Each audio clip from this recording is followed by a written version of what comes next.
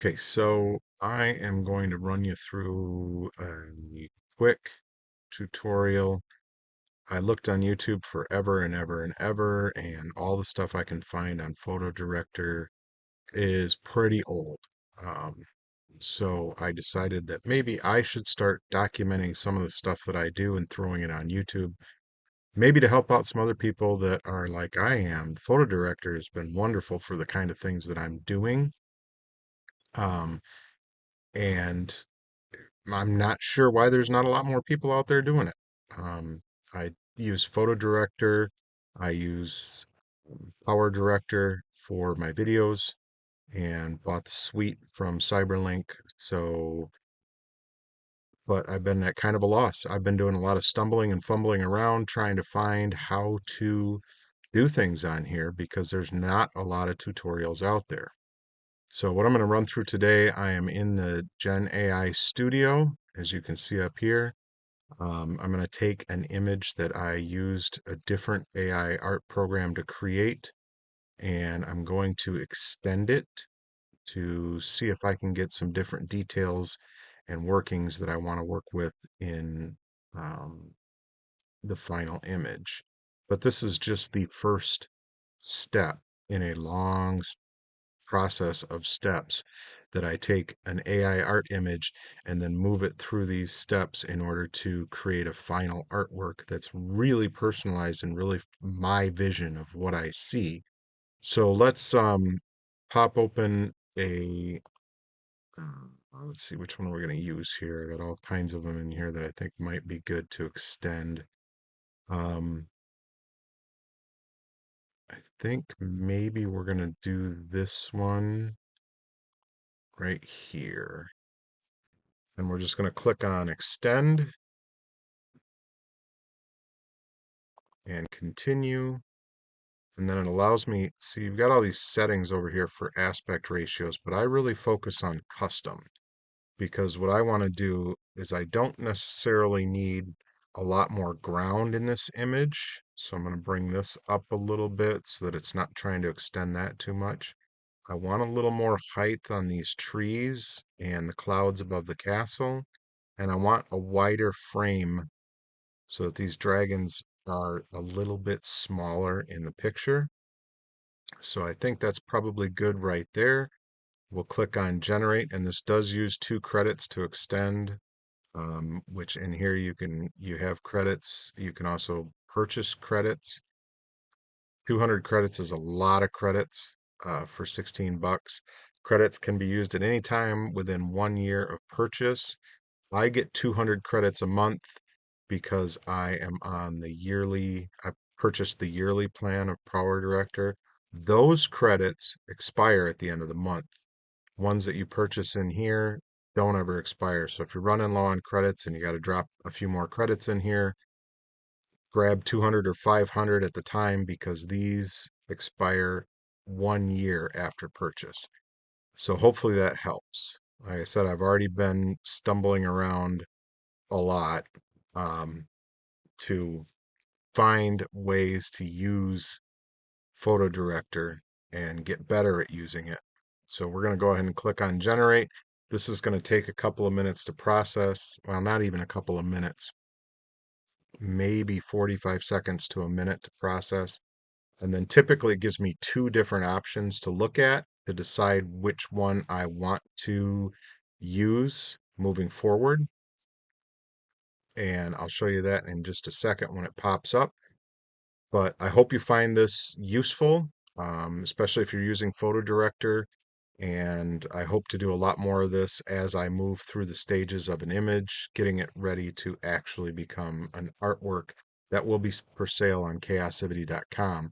But if this does help you, like, share, subscribe to the channel. I'm going to be bringing more of this content down the line, hopefully in a regular format.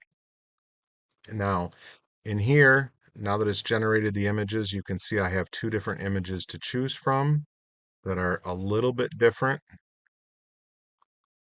And then I can also use this little icon here to view the original image to see what exactly it added to it.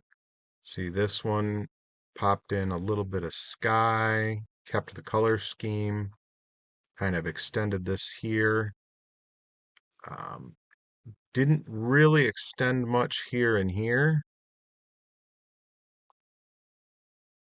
This one kind of bent the tree, but that's not all that abnormal in nature. Let's face it. So we've got some sticks down here. My main focus is up here with the trees and the clouds, because this image may end up being cropped slightly for, print.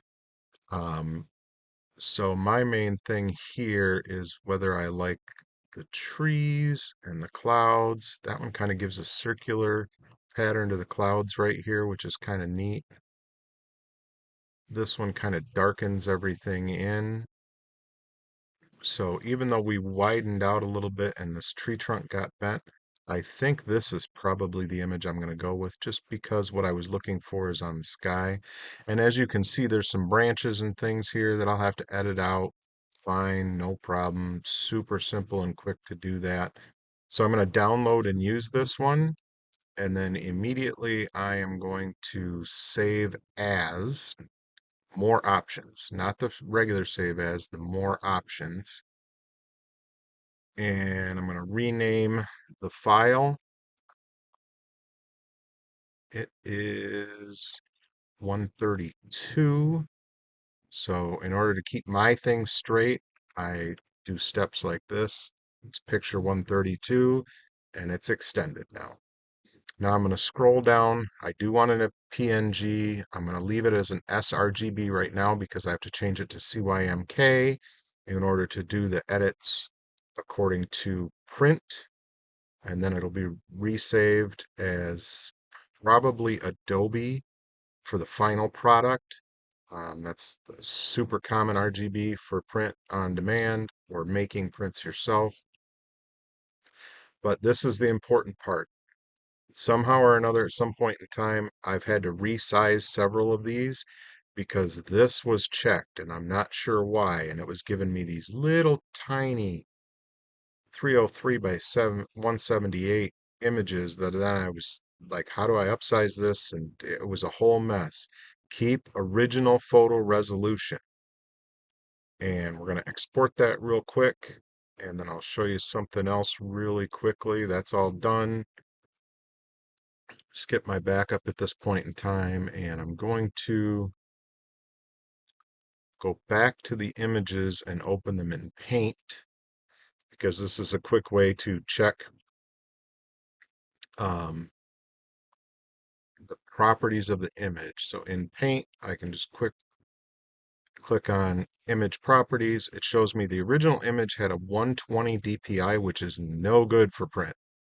Got to be 300 DPI or higher, and it gives me the original width.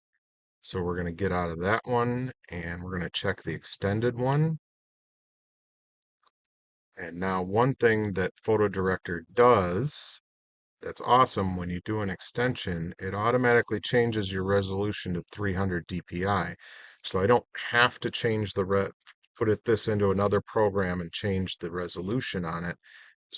With the extension and saving it, it brought me to 300 DPI.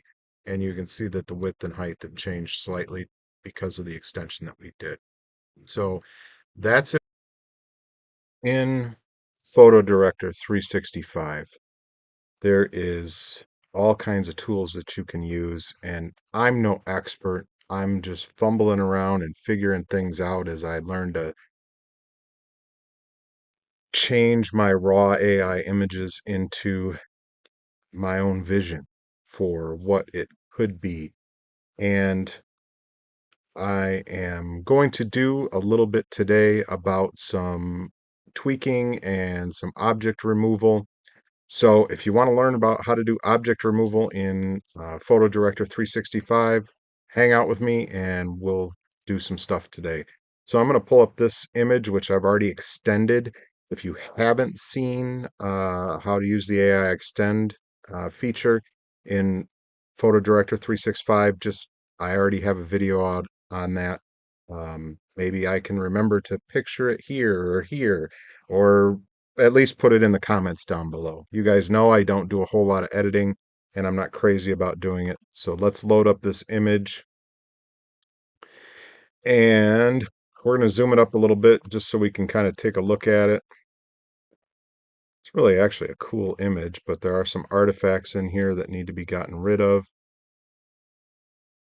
I'm not quite certain why they're here. These things flying in the background, I'm not even sure what those are supposed to be.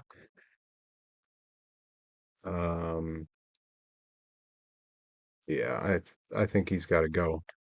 So we're going to go to our guided up here. So it's easier to use for certain things. And we're going to go to auto manual removal.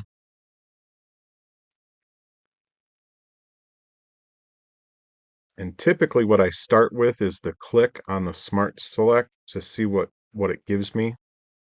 And that actually gave me a pretty good surround on that particular object. It didn't like do the whole sky or do the mountain next to it or anything like that. And then we're going to take the eraser because I don't want it trying to fill in all this extra area around here. So I'm going to take the eraser and remove a lot of this red, um, which I didn't know how to do at first. I just was like, huh, what does the eraser thing do? One day, and I was like, oh, I can cut down on a lot of what it's going to attempt to remove from the picture. I'm actually going to go a little bit smaller. Depending on where I'm at, sometimes I like to go smaller and then go bigger. Sometimes I like to go bigger than smaller. Um, but I'm just going to go around and hopefully not get too much of the... There is a way to back up and add pixels back in. If you get too close to something like I did just there, you press the Alt key, and while you have the Alt key down, it will change the little cursor to a plus, but it doesn't do it for very long, as you can see.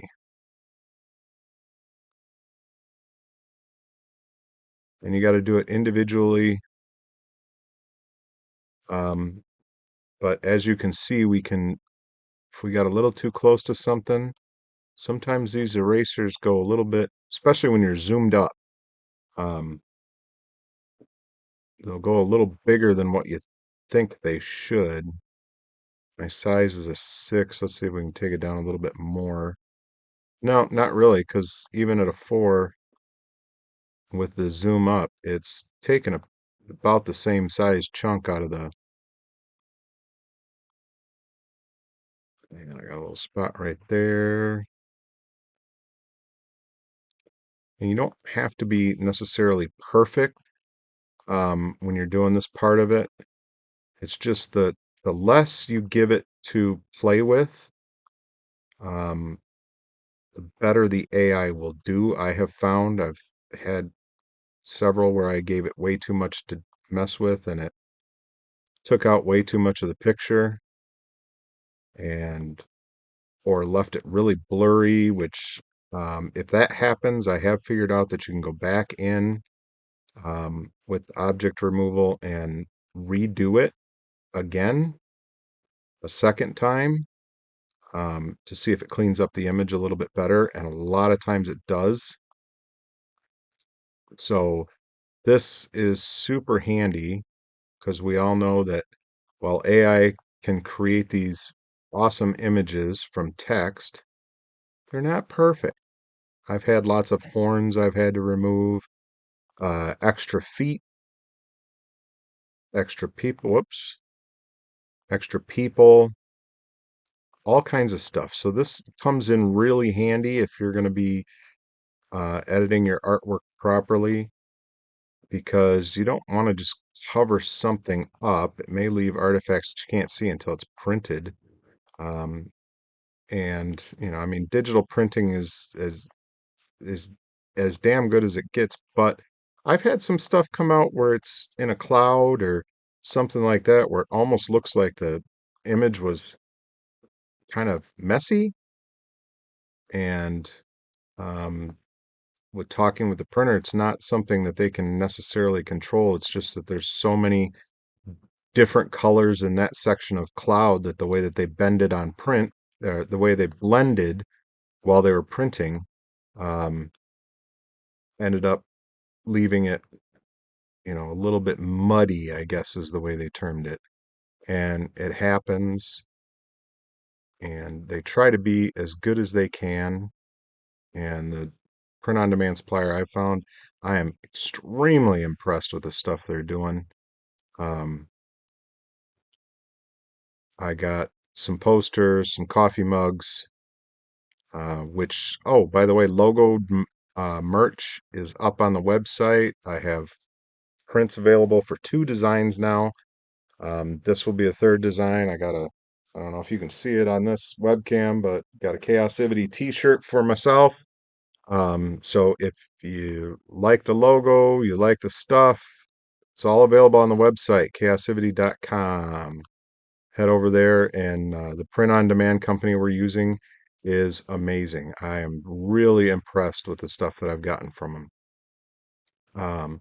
So keep in mind, it's print on the demand. It does take a couple days for the printing to be done, and then a couple days for it to ship, and all that good stuff. But um, there's also wallpapers available, and if you so desire to take the wallpaper and have it printed out, you can do that as well. If you've got a printer that you know really well, you can just pay the $20 for the wallpaper and download it and take it to your local printer or the Michaels or wherever and have it printed yourself if you want. I just wanted to be able to offer for people that don't have necessarily those connections or those abilities to get stuff like that done. Um, hey, we've got a print on demand supplier that's doing a fantastic job with printing. And there we've got basically just the object that we want removed outlined. And we'll see what the AI does to remove it. And all in all, pretty good. There's a couple little artifacts in here. Um, I may actually try to see if I can switch over to manual and see what my brush size is here. See if I can do anything with these little artifacts here and there. See if it blends it out a little bit nicer.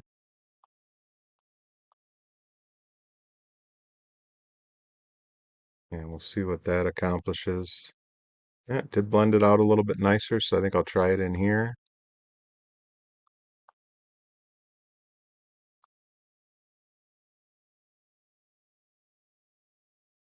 And we are zoomed up to 300%, so some of this stuff is going to be really hard to see anyways. But it does blend it out even a little bit better. So let's back up a little bit and we'll see what else has to go for sure. This guy back here's got to go. So we'll zoom back up again and take care of him. I do like in PhotoDirector that they've got this little zoom navigation. Man, it makes it easy to go around to move around when you're zoomed up. That I've switched back to the auto detect smart select, and it did another good job just picking that out. I'm gonna go a little bit bigger to go faster here on this one. I have no idea how long this video is running, but I'm trying to keep it short and sweet. But as you can see, I spend hours and hours and hours editing these images, um, and they look fantastic. They look pretty damn good when I start on them, but it just doesn't, sometimes the color schemes aren't right, and I end up changing colors. Conjuring Death, which is on the website, the one that I just posted, there's a little guy in the middle of the picture, and I was not happy with the fact that his cloak was dark and um, didn't really stand out. So I changed it to a blue, but I had to I had to do it several times um, with different color blues to get the right shading, and then it changed again when I changed the lighting. So I went back and I did the blue over again in a little bit different color. Um, with this guy here, I may actually do some more red in here, or maybe deepen this red. I'll see how the lighting comes and stuff like that. When I alter lighting and alter light sources, which I'll be doing videos on. I will probably do videos start to finish on this image because it's going to be a good image to show you a lot of the stuff. I did already extend this picture in the AI extend. I think I said that at the top of the video. Um, but I'm going to save it at this point. So I'm going to go to save as more options. Uh, and we'll look for the folder that we want.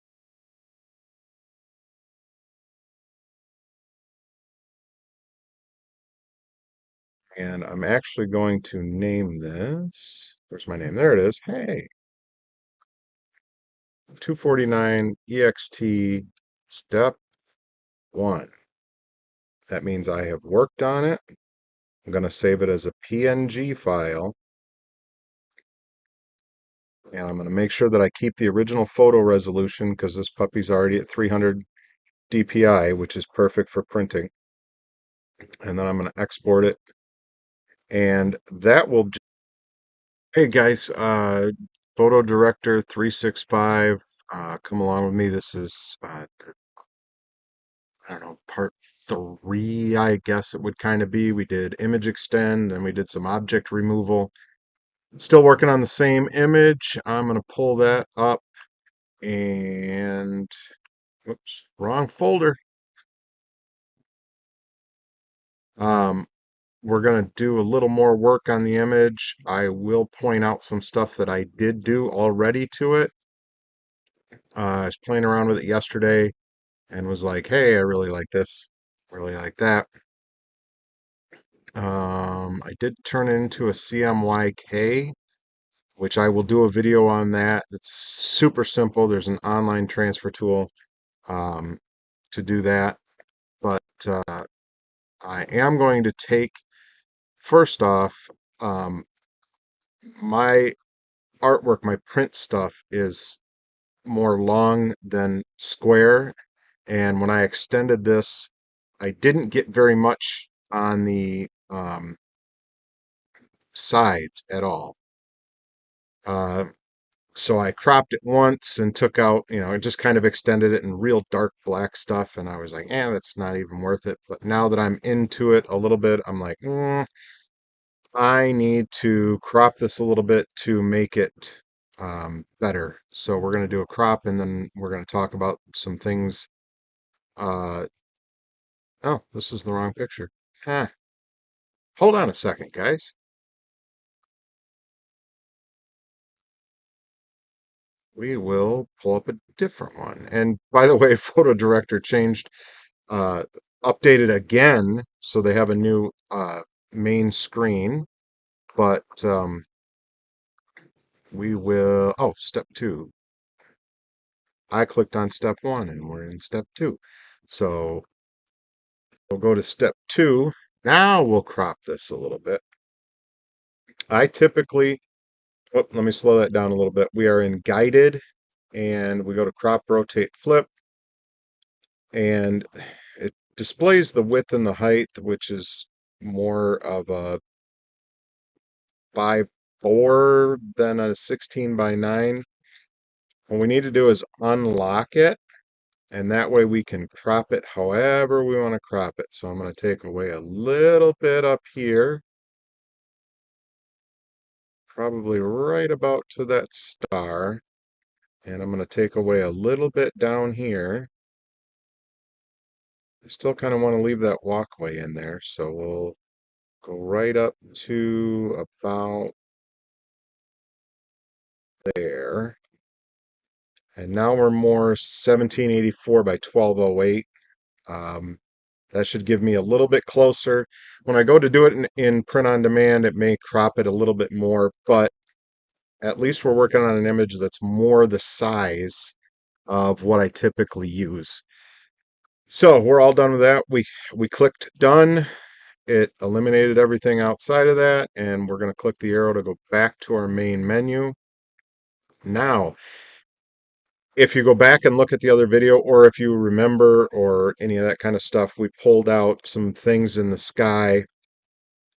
Um, I took some further objects out of this. I took a mountain in the background here. I took some stuff here. I took some stuff over here just to give me that nice kind of flow of the clouds in the middle there. And I'm actually going to do a little bit of clone to make those clouds look a little bit better where I took some things out. So we're going to zoom up a little bit here, and we're going to, because if you look right there, you can kind of see it's a little bit, it didn't clean up as much as I wanted it to. Um, so what I'm going to do is I'm going to snag some of these good clouds in here, and I'm going to see if I can put them in some other places. See this up here where I took this mountain out up here? That's not nearly as big of a deal. It's so far in the background. I might actually take a little bit of this sky here and move it over there a little bit, but we'll see what we can do here with object clone. Now this has a plus and a minus brush. Obviously we're going to use the plus brush to begin with, and we're just going to kind of go around like this. We're just interested in some of this cloud cover, and a little bit of this darkness can kind of stay in there because we'll give it some texture. Um, and we'll play around with it a little bit. I may do some tweaking on other places. I blew up my brush size bigger to make sure that this entire section here is going to be part of the clone. And you got to enclose all of it in the marching ants in order for it to be cloned. So then we're going to click on next, and it shows the selection edge. And now we can grab this and move it over in here, and we can kind of meet it up a little bit. We can actually make this larger or smaller when you're cloning and moving. So I don't need it to be a whole lot bigger. I'm just going to kind of try and make this cloud cover over here where I took that part of the mountain out a little bit better.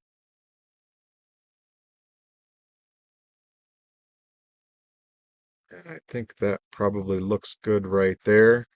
So all we've done is we've moved some of the cloud cover because we had some undesirable stuff in this area because we took a mountain out of the way. Now, when we go up over here, we've got this mountain here. You can kind of see a little bit of it, but it's so far in the background. And I took another one out here, and I'm not quite sure what I'm going to do with that yet. I think what I might do is clone some of this and turn it and bring it down and just see what it does. So I'm going to go to, we'll probably go like right along like this, maybe grab a little bit of that, and we'll kind of go back up this way. We'll get some good color variation in there, and we'll see what we can do. So let's have a little fun with this. Um,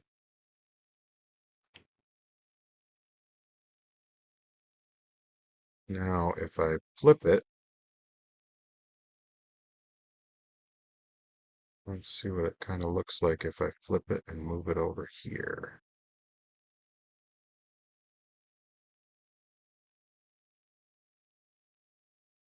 Now it looks like there's something way in the distance, and we've got a little bit more color in here. I mean, we could rotate it this way if we wanted to too, but that doesn't really fit. I'm actually going to bring it down a little bit. No, I did like it where it was.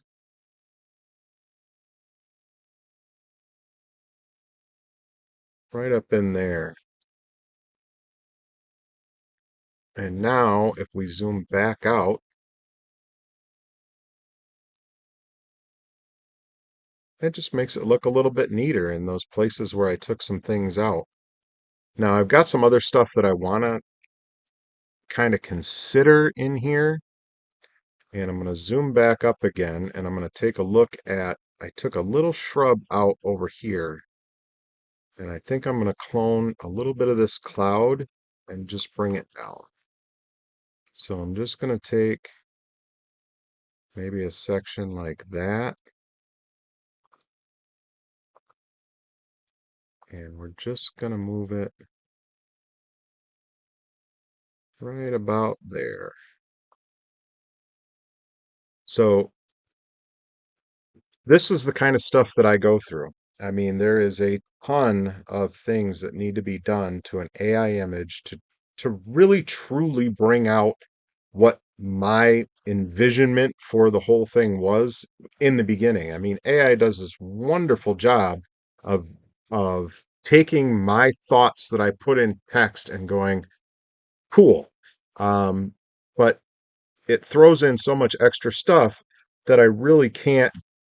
I mean, aside from copyright stuff, I really can't just go, boom, that's my image, because it's really not.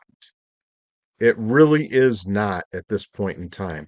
And if I had a little bit of trouble with this rift right here, what I could do is maybe grab the clone of this white cloud right here and then turn it sideways and put it in there. Matter of fact, let's do that and see what it looks like. Oh, 200% is better for when you're trying to outline things. So you see this ridge right here, and I'm not sure how well that's going to do, but we're going to give it a shot.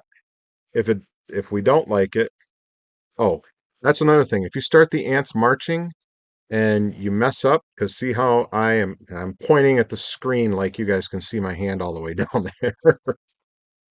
With the cursor, I got part of the mountain because I clicked too fast. You hit the escape button and it's gone. So I want to reduce my size a little bit here. So we're grabbing just clouds, just puffy little white stuff, and we're going to make it an oddball shape so that it doesn't all look like one thing. And then here's the tricky part, because we actually are going to have to zoom out in order to move it to where we want to move it to. And then I'm going to turn it this way. And I'm going to expand it. Remember, we can expand. And we can just kind of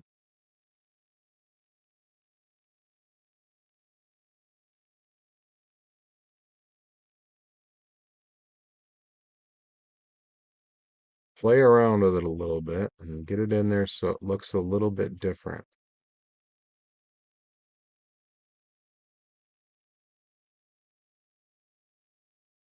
Let's give that a whirl and see what happens.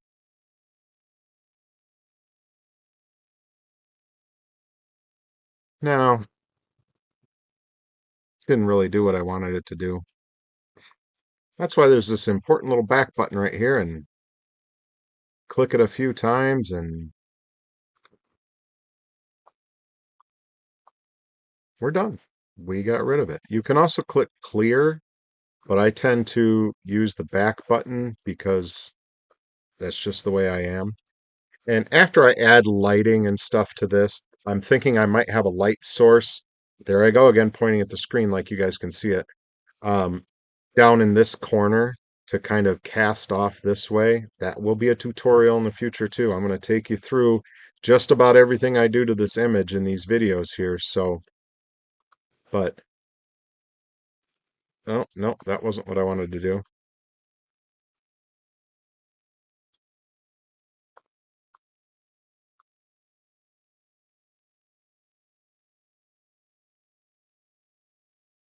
All right, I'm in the middle here and I can't figure out what I'm doing. Okay, I want to go back that far. I still got that there. Process that image up. We've still got the cloud up here where we covered up the little bush. We still got the background here. So that's it for this one, guys. I am going to once again show you save as more options. And then we are no longer step 2, we are step 3. And this will be saved as a PNG. And we want to scroll down and make sure we're keeping the original photo resolution and export that. And that's it for this one, guys. I will see you on the next one. Remember to let the chaos out. Guys, well, let's keep working on this photo in PhotoDirector. Well, it's not really a photo, it's AI generated image. But this would be step 4. So I will pull up. I suppose I should start having this open when we do these videos, but because everybody out there knows how to do this. So I'm going to do this first, actually. I'm going to convert this because we're going to start playing with the lighting. Now we've removed a bunch of objects out of it. We've moved some things around. I am going to convert it to CMYK.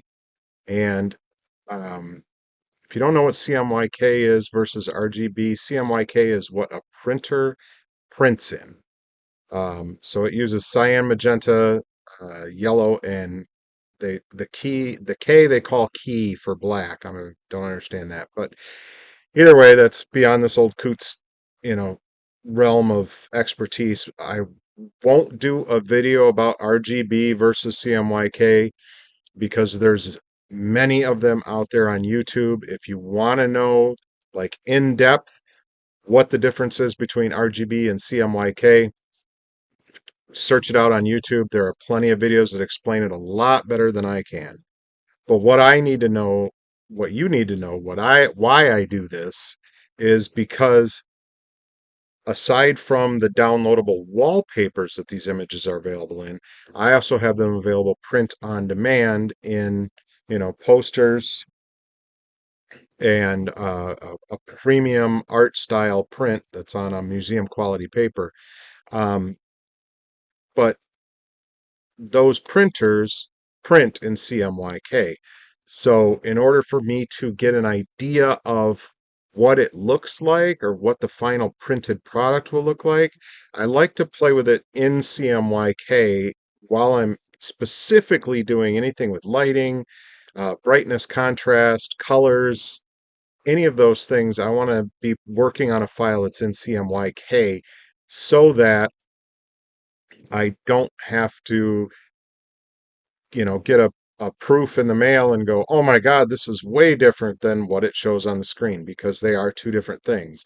Now I submit the images, I upload them to the print on demand supplier as RGB. It's the actual physical printing machine that takes that RGB file and converts it to CMYK and then prints it with the inks in the machine. So it's kind of a convoluted process, and a lot of people that are doing print on demand don't even know about it. So I want to make sure I cover this. I've probably chatted on long enough. I should just be doing this while I'm talking to you guys. But we are going to take our step 3, and this does have a 25 megabit file size maximum upload on this particular one, rgb2cmyk.org. It's perfect for me. It's free. As long as you're not working on big images, it will convert them for you. There are some options for all these different types of CMYK profiles. Unless you directly know which profile your print-on-demand provider is using, um, best to use the default, which is Swap 2006. Ugh, spit that out, will you? Um, so I'm gonna just convert this real quick into CMYK. It only takes a second or two usually. This is an ad-heavy website, but hey, it's free. That's how they pay to keep it free. And if you look on the screen here, you can see the difference between our PNG and RGB and what a CMYK photo looks like. So we're going to save this CMYK uh, in here, and then we're going to pull that up in uh, PhotoDirector. My gosh, man, what is wrong with me today? So yeah, in PhotoDirector365, what this video is about, we're going to pull it up, step 3, and we've got the CMYK now. So you can see it's a little bit different in terms of the lighting. Let me make sure my brightness is all the way up. Yep, my brightness is all the way up. So we are in guided. There is Gen AI Studio. Design is the other, the more expert level in PhotoDirector365, and I do use design for certain things. I just find that there are certain things that I think, maybe it's my own impression, but I think they function better in guided. Um, so we have our edit tab over here. Quick, this is new. This is part of the new update. And look at me trying to point at the screen like you guys can see what I'm pointing at.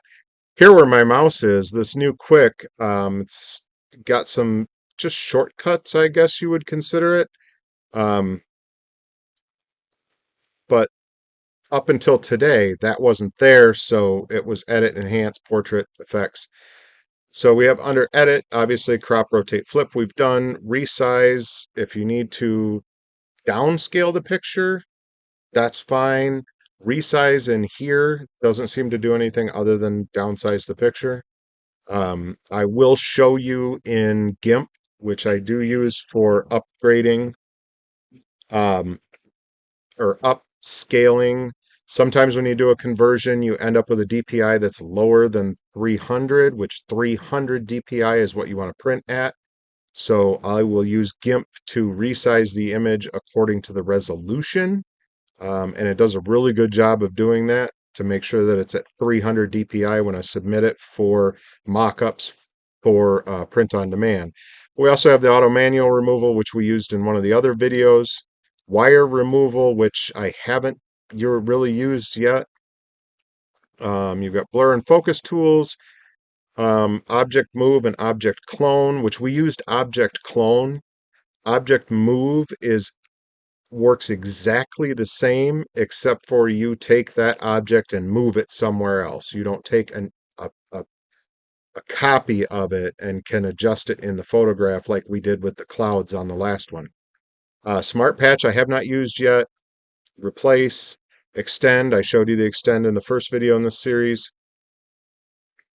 This stuff I don't use because I don't do 360-degree photos. So, but there is 360-degree photo options in here. Right now, today, now that I've rambled on long enough, I'm sure for all of you, we're just going to play around a little bit with the adjustments to the basic adjustments for what we're doing. We can do an auto color enhancement, and then we can also denoise and deblur. If we take the picture and we go up just a little bit so we can see the resolution a little bit better, I'm going to show you what denoise does, and it takes a couple seconds to do. And look at how crisp this became. And some of this just got so much crisper and clearer. So we're going to check the full image first and make sure it didn't screw anything up outside of that. But that was a really cool thing. And if you missed it, here, let's clear it out. Let's zoom up back where we were again. And when we denoise it, it really makes it crisp. So we're going to go ahead and allow that to process and keep that. And then we're going to go back to our fit view. And I don't think I need deblur for anything. I'm going to check the AI auto color enhancement to see what it does, but I very rarely use it. So I prefer to adjust things myself. And we're going to apply that, and it brightened it up a little bit.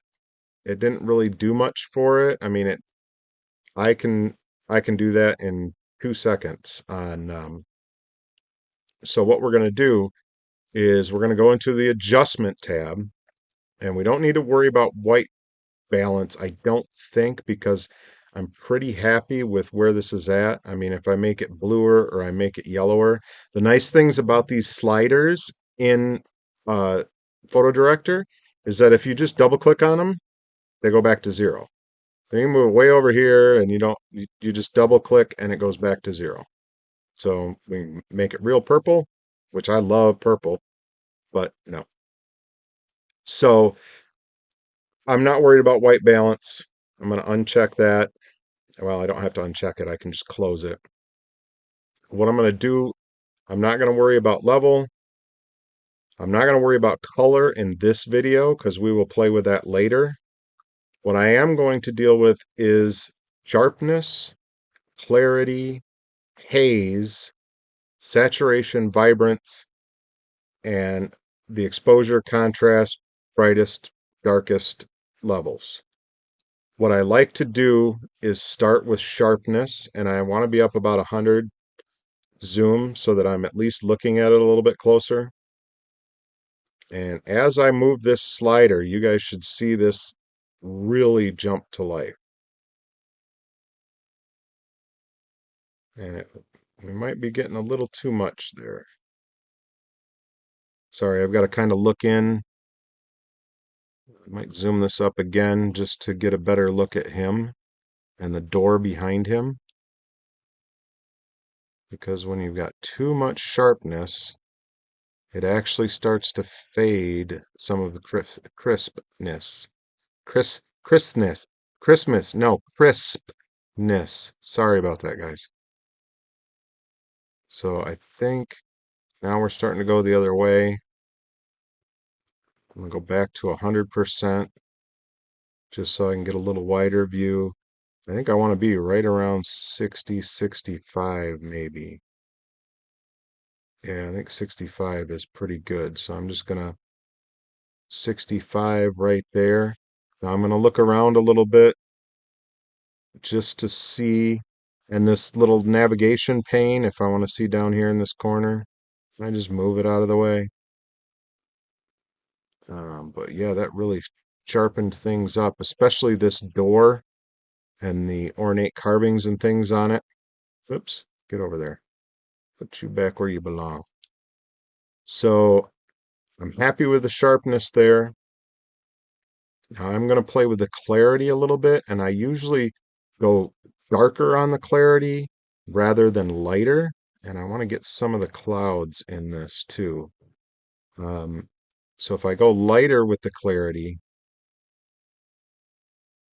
because this is so dark, there's a possibility that this will help, but usually it doesn't.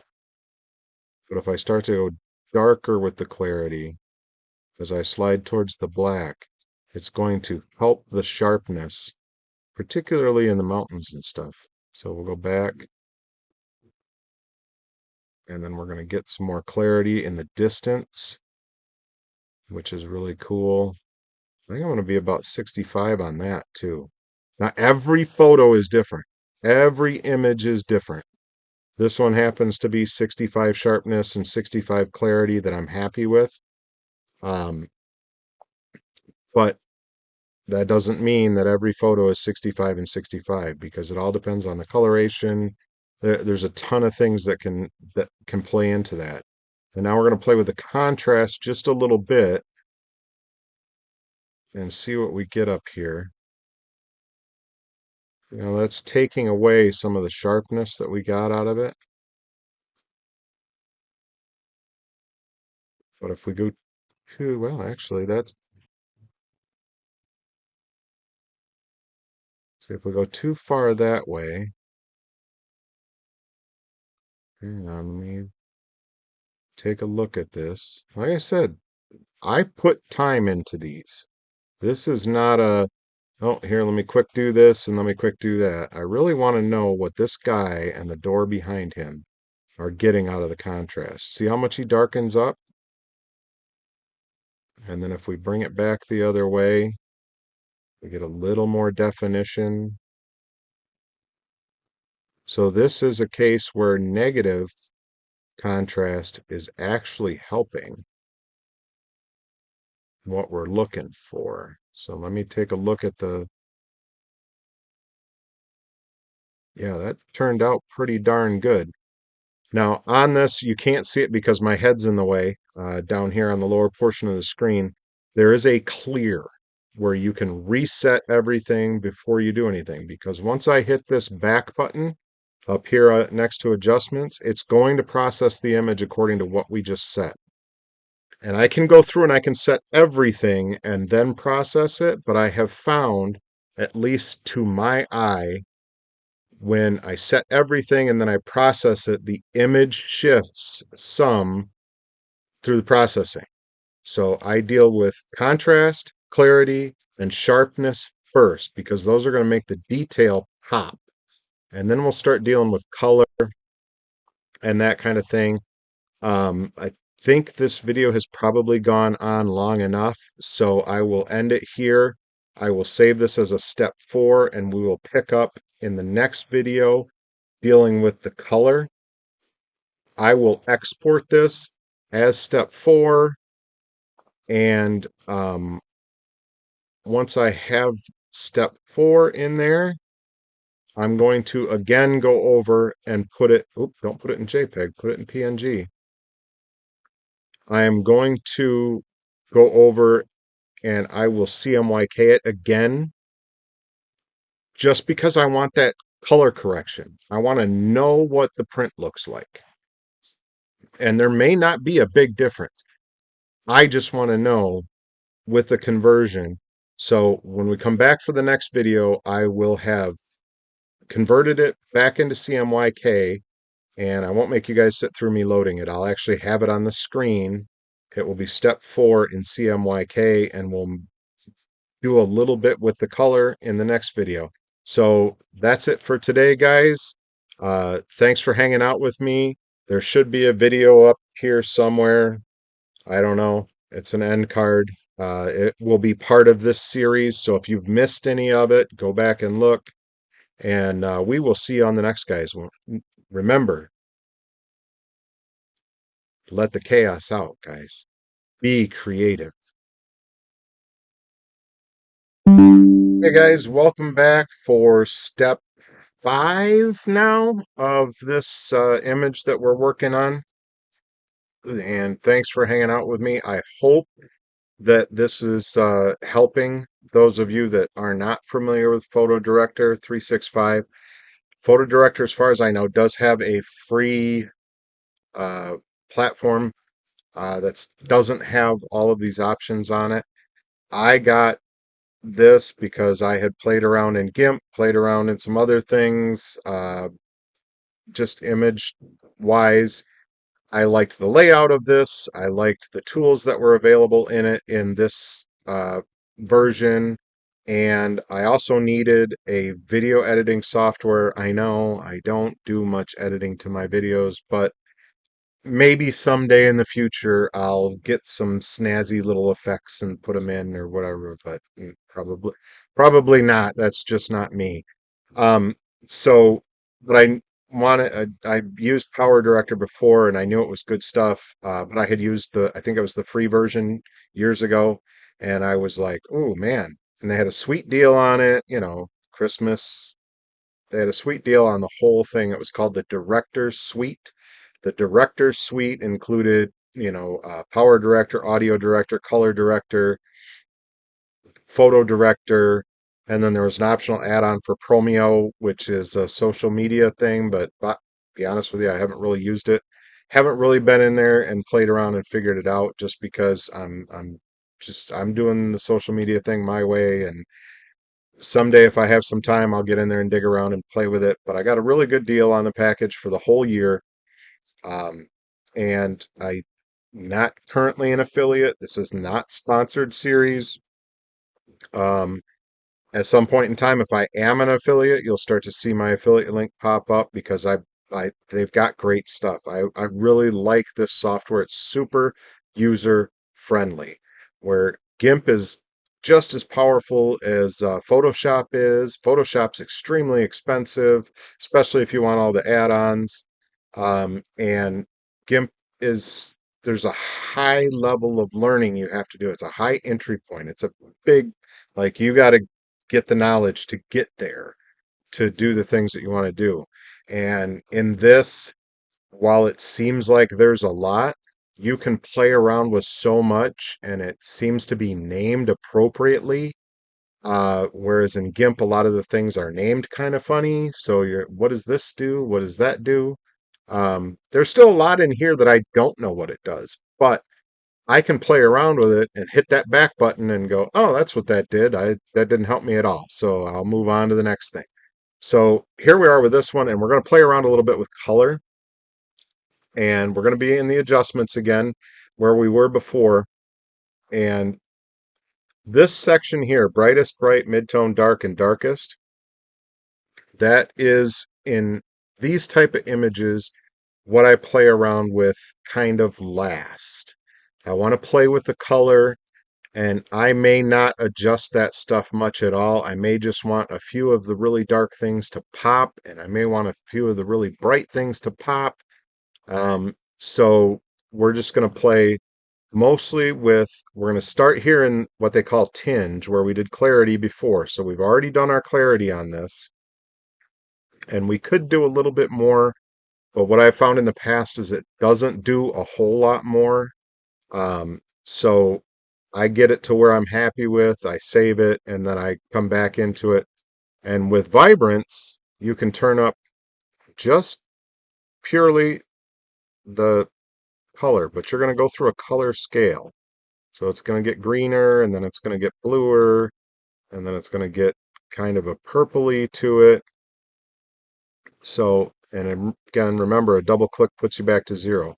Now, what I usually start with is saturation, because this color is not very saturated in here. And you can see that orangey red coming up, like, and you can see I'm on fit here. I'm not zoomed up. I want to see how this is affecting the entire picture. Because as we get higher and higher, this red is really there I go, pointing at the screen again, like you guys can see down there. I'm just down here in the little box in the corner. I keep forgetting. So this red is really screaming, and I'm not seeing anything out here that's going crazy with the saturation.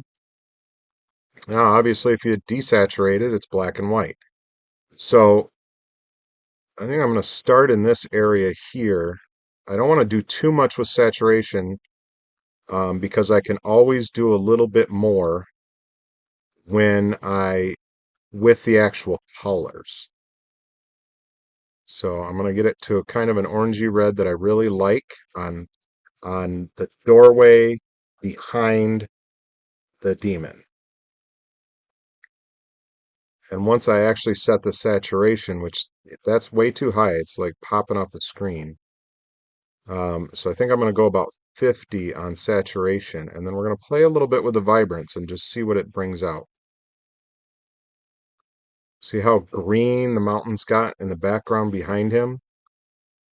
And then if we keep going, it's going to get more and more greenish. I kind of like the green on the swirls around him, but I'm not crazy about it being that green.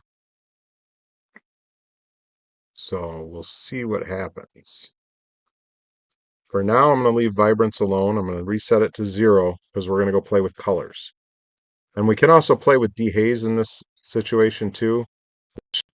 Dehaze will either completely darken or lighten. It's almost like an exposure, but I have found places where it has helped to use a little bit of dehaze. Right now, I'm going to leave it at 0, and I can close the sharpness because we're done with that one. And I'm going to open the HSL color.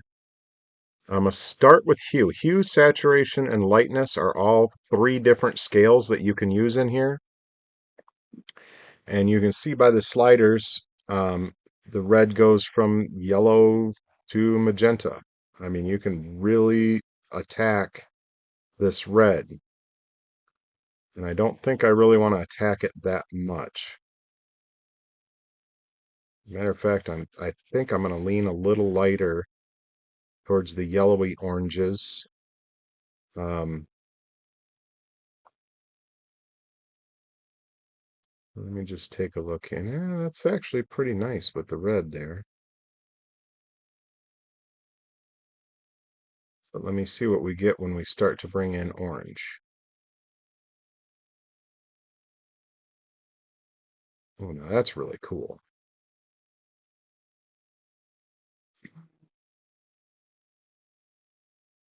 That's really kind of cool. See how that made that doorway stand out and it made him stand out red? That might be a little bit high. Let's try it back at 50. Whoops. Going the wrong way when I'm clicking the arrows. All right, so let's go at 50. And we can play with the yellow a little bit. I don't think the yellow is going to do a whole lot for us. It's going to make some greeny kind of, well, we'll just put that back to 0 and we'll play with the green itself.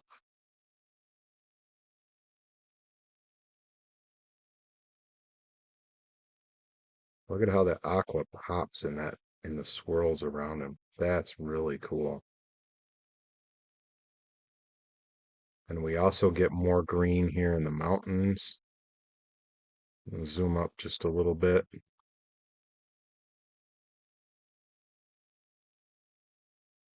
Make sure we're not getting anything that's really out there. Now that we've got a little aqua in those light in the swirls, we can even make them more.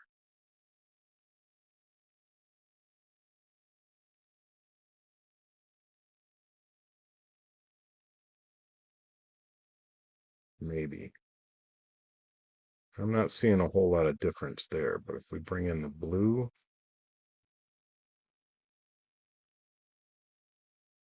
not seeing a whole lot of difference there either.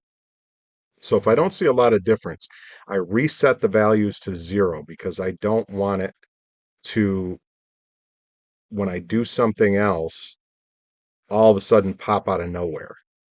Um, because then it's kind of hard to figure out exactly where you need to go back and adjust. So that was strictly hue. Now we're going to mess with saturation. And the red, we can super saturate it and make it super duper red, which is kind of cool. But I think we got a better effect with the orange. So I'm going to see what we got with orange first. That brings it almost into like a ruby red, dulls it down. I don't really like that. I like it being a little brighter, a little more standoutish. But that's too much. So I think we are going to go back to the red and see what we get with the red. See if we can make it redder. That washes it out too much. This will make it redder. Let's get zoomed up a little bit. Thanks for hanging out with me, guys, because I know this is like I'm into this. This is an image for the website, so and for print on demand. So I am going to play with this and get it the way I want it. I'm not just going to rush through this and be like, all right, guys, that's cool. Blah, blah, blah, blah, blah. Boy, he really pops with that red. Man. Let's see what we can do with the green saturation. Ooh, that's kind of cool. Took that aqua and made it green. Go back the other way and we end up washing out some things in the background. But that looks really cool. Really, really cool. I'm going to end up backing back out here. I'm not too concerned about the clouds and things like that because we're going to add light sources, which is the very last step. And we can do a lot with light sources in these backgrounds of these images. I don't think we're going to get much out of the aqua. I don't think we're going to get much out of the blue. I will try the aqua a little bit to see if it balances anything out. I'm not getting much of anything, so we're just going to put it back to 0. Now we're going to go to lightness. And with lightness, we can deepen the red, which actually makes his wings and stuff darker. We can lighten the red, which this isn't doing a whole lot. It's making it a little bit lighter, a little bit darker. I think I like it about 20. And we can play with the orange a little bit. That's way too dark. If we do anything, we want to brighten it a little bit.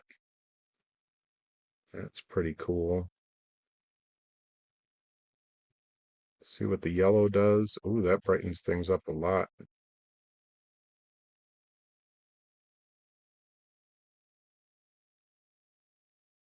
Again, I'm going to check the whole picture, make sure we're not doing anything crazy out. We're not zoomed up very far, but I don't want to be too crazy. Now, if we lighten the green, see we're drifting back towards,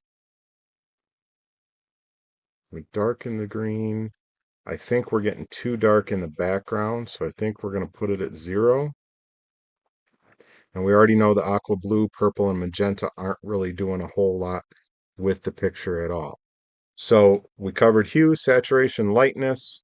I will go back and see what the vibrance is doing now if we crank up the vibrance at all. See how much greener that made it? You can make this image like super green if you want to, which is actually kind of cool. But I don't think that will carry over well into CMYK. So I'm going to bring that down a little bit. But I am going to leave it saturated about 35.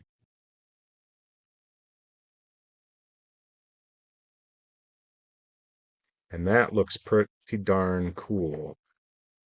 So I'm going to back out of that so it saves all of that and processes it into the image. And then we can jump back into adjustments and we can see if we want to do anything with exposure, which we can raise the exposure. We can lower the exposure. We can leave the exposure at 0.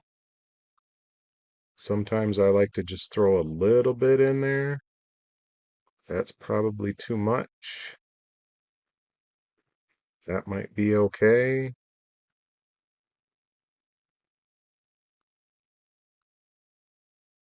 Trying to see how much clarity we get on our little devil over there without washing out the picture too much. And I could actually play with the darkness, really kind of darken the edges up a little bit. I can do all kinds of stuff in here with this. I can lighten if I want. I'm going to reset that to 0 and see what the brightest does. So if we brighten it up, look at that, it's going to wash it right out. Or it's going to darken it up. And that's the thing about CMYK is it can't do like neons. It can't do stuff like that. So you got to be a little bit careful about how bright and colorful you make something. Um, for if it's just a wallpaper, if you're going to sell it as a digital download that people can print themselves, I honestly think it's kind of a disservice to them if you don't check it in CMYK because they may get it and it goes freaking crazy in terms of uh, when they have it printed out. And then you're getting phone calls and texts and emails and stuff going, hey, your image looked like crap when I printed it.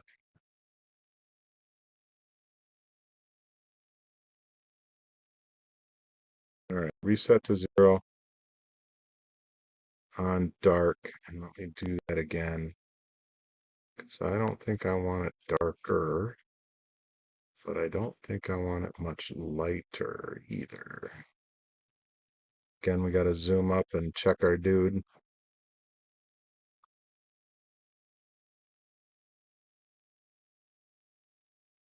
Because we can actually wash out detail. if we're not careful with some of these things, especially when you're doing mid-tone.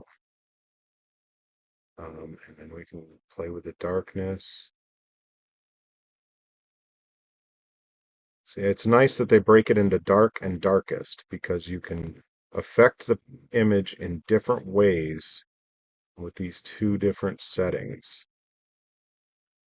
So I can get a lot more around the edges with the darkest, or I can just darken it back down a little bit, and you can kind of slide them back and forth and see what looks good to you.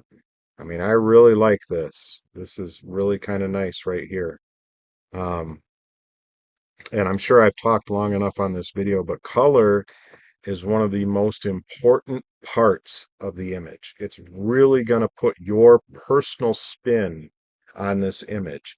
And I'll tell you what, when I got this whatever this ethereal stuff is around the devil to be super green like that and him to be this red, that is super cool to me.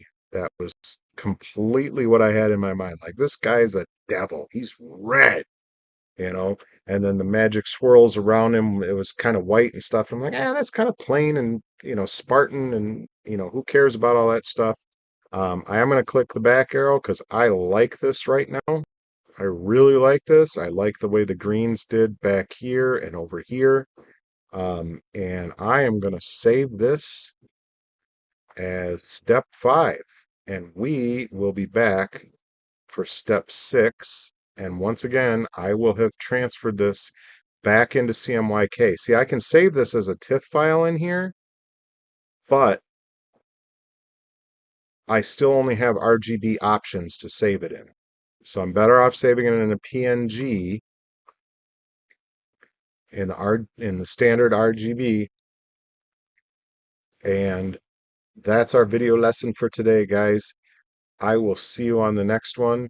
Remember to let the chaos out. Become creative.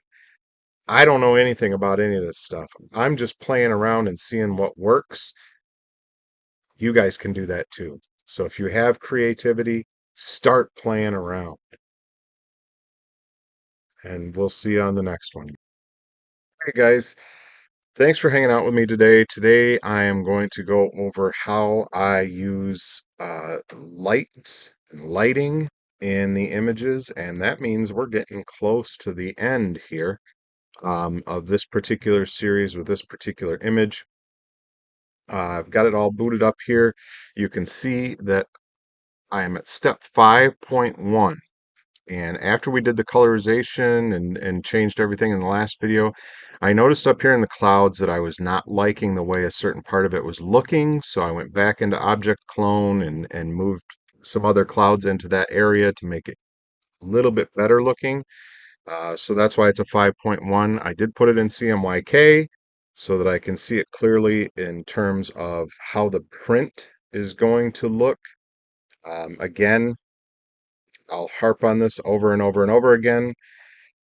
If you're going to be selling print on demand, or if you're going to be selling custom downloadable images that people can print on their own, the least you can do is look at them in CMYK on the RGB to CMYK.org website and at least see what the difference is, because it's going to save you a lot of headaches. When people order them and print, the print comes out completely different than the image because your image was super bright, super out there, had neons in it and all this other stuff, and it really comes out flat when it comes to those kind of colors.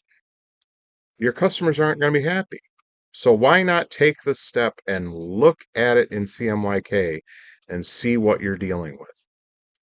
And it's particularly important after we do the lighting, because once we do the lighting may brighten something so much that in CMYK, it will wash it out. It'll make it a flat color.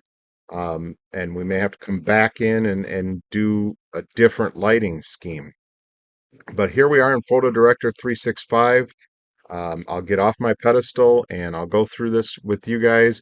I would like to say, if you like this kind of content, put a drop a comment down below, and I'll keep doing them. But I'll be honest with you guys. The reality is I've enjoyed doing this, so I will probably continue to do this. And hopefully I'll discover some new tips and tricks and put them out in separate videos while I play around here in PhotoDirector, because I do a lot of different things in here and I'm still learning. And that's one of the things that I find has been key to my success in life, is that I am a constant learner. Like if I want to accomplish something, I go out there and I dig around and I learn it. So let's go today. We are in the effects section. Once again, still in guided, because like I said, there's a lot of things in here that just make it simpler, more user friendly. And sometimes I find that when I'm in the guided, if I do the same type of thing in the design area, the more expert level of PhotoDirector 365, it doesn't appear the same way. I mean, it may be my own mind and my own eyeballs and stuff like that. It just doesn't appear to do what I want it to do. And there's a lot of things here in the effects. There is a section, where if you want to apply a filter to it, you can apply a filter to it. There are literally hundreds of filters depending on what you're doing. Like I said, this is a well-rounded program that has a great interface, and this is not a paid advertisement. This is just the software that I found that I enjoy using because it is so simple to use for a 50-something grandpa. You know, I raised 6 kids and I've got 8 grandchildren, so I have to know what's going on. And in here, you've got color. This is a little bit different. Color replace is something that I'm really interested in trying at some point in time, but I'm not using it right now. So if I play around with the color splash and the color replace, I will definitely make a video on it. Um, Glitch is another thing that, I'm doing static images here. I want the image to pop, so I'm really not doing the glitch, although this does have a brush setting, so you could probably glitch certain parts of the image. I have not toyed with it. Grain is the same thing. Like, why would I want to make this grainy?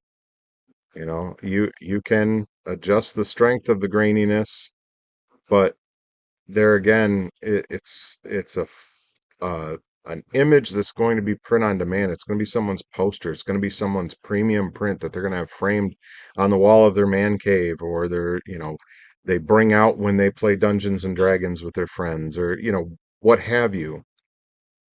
So I don't want to add grain and stuff to it. So I'm just going to back up and get out of there, and it's processing. So I'm going to undo the grain effect.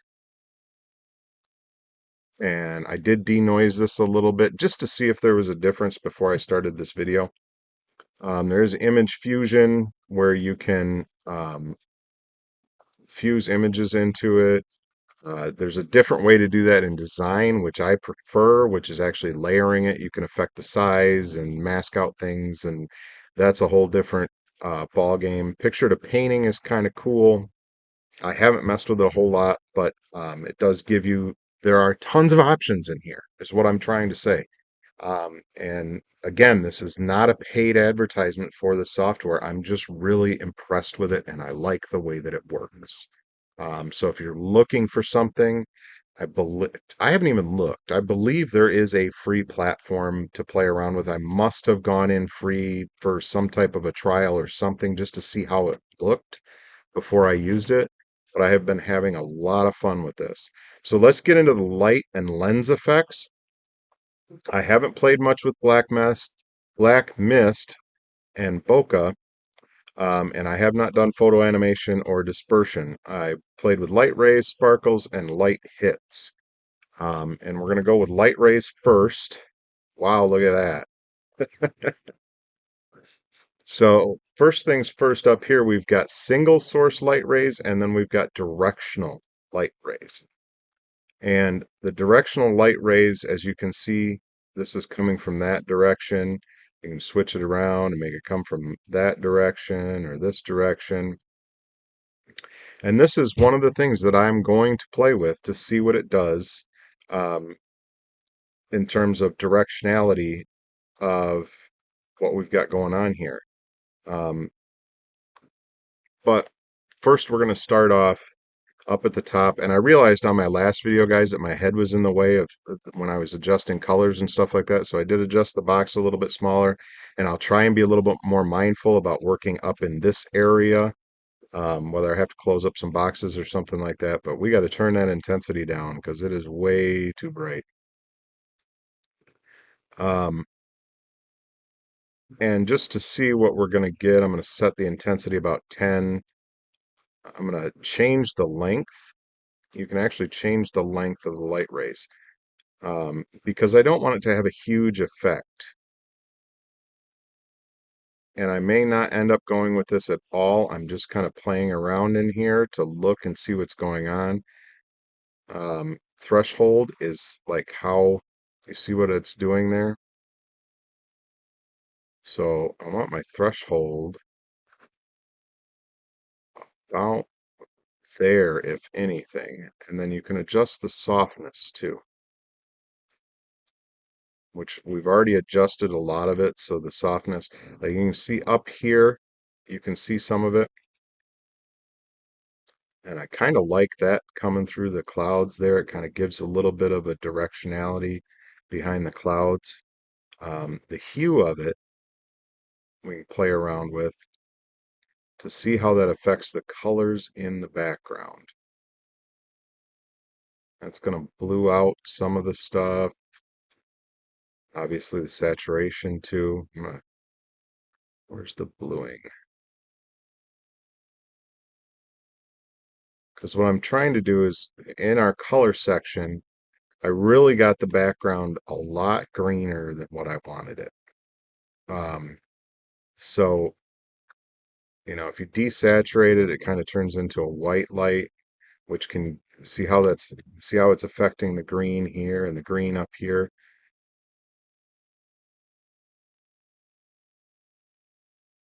So I'm really not crazy about the light rays. So I'm going to switch them off, get rid of them. Uh,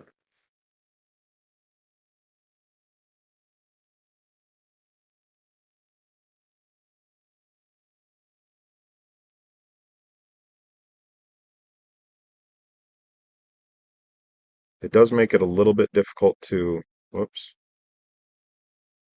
do any of this stuff without processing it in. So I'm going to zero everything out. Damn it. I just did it to myself. I pushed clear and it went. Um, and I'm going to go into the single source light rays.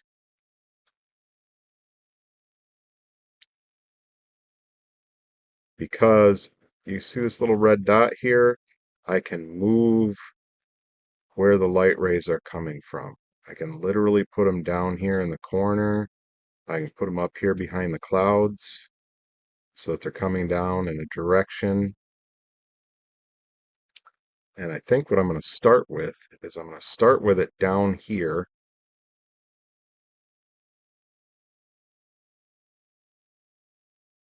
In that area there, and then you can affect the length, which I don't want it to be, whoops, super long.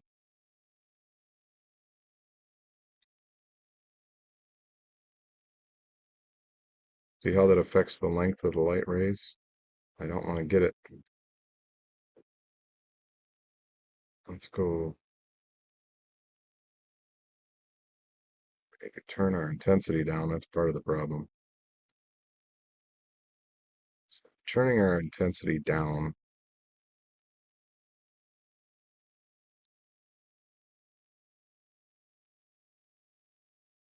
Oh, I've got to turn the intensity up to show you this because I applied a mask and then I can use the expansion to narrow the focus of the light rays. So I'm going to narrow the focus Well, actually, I'm in the wrong direction. Let's turn it around this way. So we're going to narrow the focus back this way. And we're going to put our light source back here. And I kind of want it so it's going up the river of clouds here. So I might have to move it over a little bit. I have to change the direction a little bit. So it's more going that way. And then I want to change the hue of it.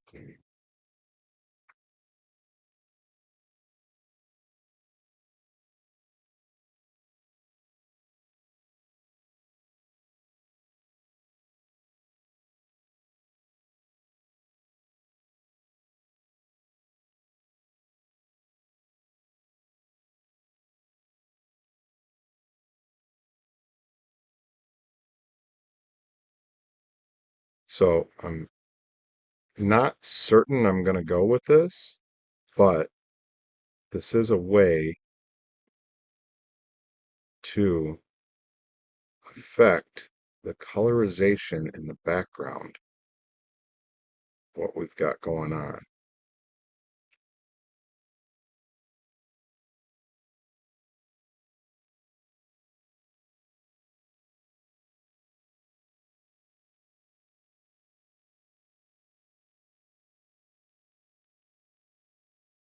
So I'm sorry I'm not being super talkative right at the moment. I am really into trying to see where I'm going with the intensities of this light and the saturation of it and the hue. It's really play around. It seriously is. You want to make this your own. I'm looking to see what I can accomplish, what I can accomplish. So with the range, obviously you're getting more purple in the sky, which I really don't want, but if I turn that range up and adjust the hue, and I'm kind of looking all over, I want to see how it's affecting our guy, our doorway, how it's affecting the background, how it's affecting the clouds in the foreground.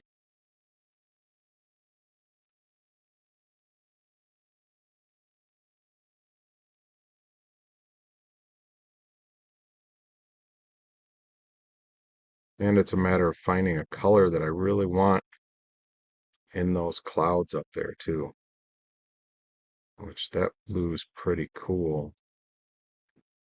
Lighten it up a little bit. See what we did get with saturation. Thank you guys again for hanging with me. Um, I knew going into this video that it was going to be kind of a trick to talk and pay attention at the same time, if you will. And so again, we can play with the expansion of it,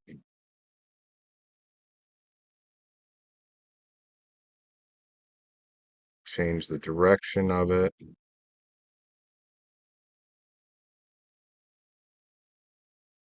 So I really kind of want it to do the whole photo from here.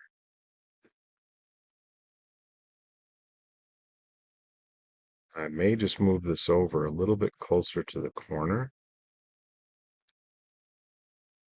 And a little bit more in front of the rock to see what that does.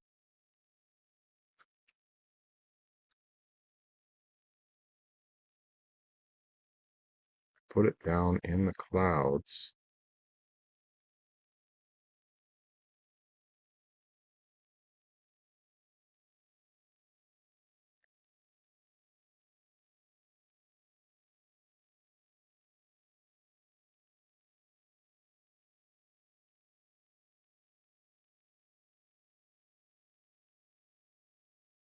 That really gives us kind of a cool look. I'm going to zoom up here and see what we've got. We didn't wash the guy out. In fact, we got a little more focus on his chest. Background is greened out a little bit better, or the green has come out of the background a little bit better. I'm going to play with the intensity a little bit more, and then we're going to move on. I don't want to wash those swirls out. I want those to be pretty green yet too. And I may close up my expansion a little bit.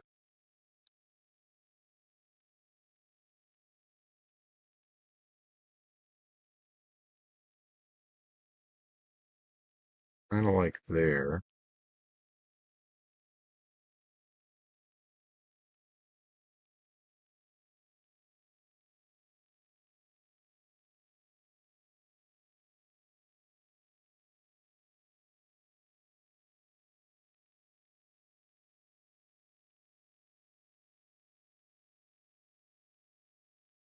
So I've done a lot with this in terms of just playing around and just seeing what we're getting.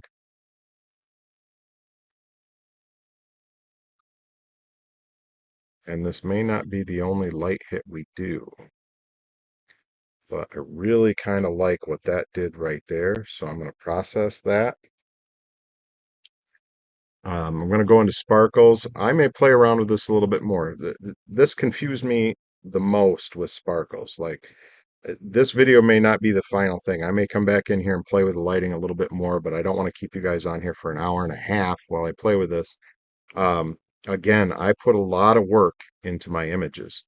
So the automatic um, added sparkles I don't ever use. So you go up here and you have to click none on there, and then manually click brush to add or remove the selected sparkle. Now, I'm kind of thinking this orange one right here for his fireball, and that did really cool just by doing that. But we can play with the intensity um, to bring it up or down, but that's kind of where I wanted to go with that one. Again, here you can add or remove, you know, the amount of, you can add rotation to it. See, so I made one of these lines in the ethereal right here. There's a little dot in there from the intensity of it. You can also use a random color. You can use color from the image. You can change the hue. So we can see what that will do. I got to zoom up here a little bit, guys. Again, thanks for hanging out with me. I very intent on getting the lighting right for my images. So I'm sorry if I'm not super talkative. I'm really paying attention to what I got going on here. Play with the saturation a little bit. So that's super orangey. That's kind of cool right there. There are animation effects, but why I use animation, this is not, um, you know, what I'm accomplishing here. And I'm going to look around and I'm going to see, is there anywhere else I want kind of a twinkle or a sparkle or something like that? I mean, there's all different kinds of things. I don't know how well you can see. That one's actually kind of cool. So you can get stars, you can get little snowflakes off of it, you can get little hearts around it. So they do have some really cool uh, different things that you can do. Like that one's kind of interesting. So I'm just taking a look here to see if I like something a little bit more. That one's got kind of some star action coming off of it.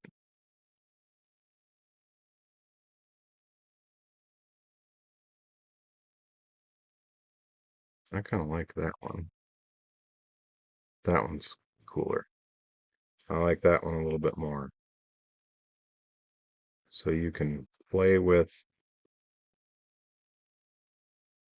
around a lot in here. Like you can really get some different things.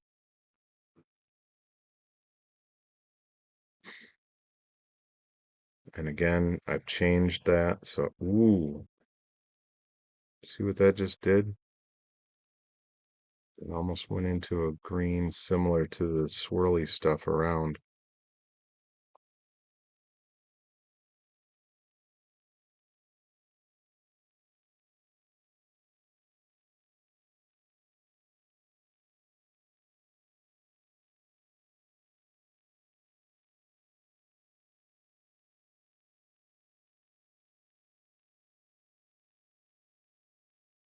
So this is how I do this kind of stuff, guys.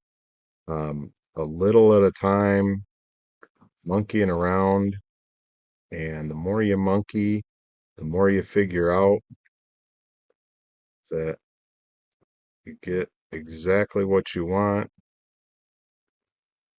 and everything in life is good. So at this point, I'm going to have to make another lighting video, I'm sure. I'm going to save this right where we are, and I will come back to mess around with some other stuff because I didn't want to make this video that long. But thanks for hanging out with me. Thanks for dealing with my intensity. Uh, I'm serious about what I do, and I hope you are as well. Um, so we will see you guys on the next one. Again, I'll have it all booted up. Put one of the videos in the series up over here somewhere here, and remember to let the chaos out. This is what creativity is all about, guys. So until next time, thanks for hanging out with me. Hey guys, this thanks for coming back again. We're still playing around with light. This will be part 2 of lighting on this particular image. This would be what, step 7, I think. Gosh, I can't even keep track. Um, in this video series, and I hope you guys are enjoying this. If you are, please just, drop a comment, even if it's like, hey, go back over this, or hey, go back over that, or you went too quickly over this, or you went too quickly over that. And in the next video series with the next image, I will make sure that I go a little bit more in depth on whatever that is. As far as my depth goes, as somebody who, is just playing around. But maybe I can take a certain part a little bit slower. On the last video, we covered light rays and sparkles. And I could go back in and do some other sparkles. Remember that when you open up the sparkles, it's going to do some automatic stuff. You just turn that off, and then you can pick out the sparkle that you like, and you can kind of click to add it in. And first, I'm going to see if I can get the hue on this one right.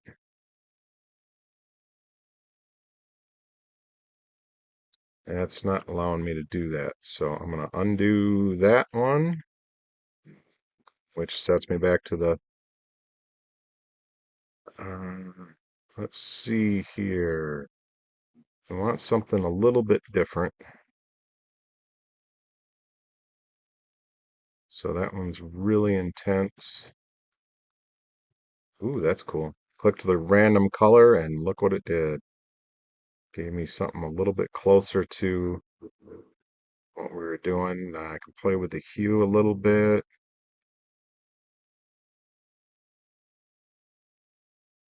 That's kind of cool. Again, this is going to be one of these videos where I'm attempting attempting to talk to you guys and talk this through and not sit here silently. But I am definitely paying very close attention to what I'm doing in terms of getting my colors correct, getting these types of things in here. Um,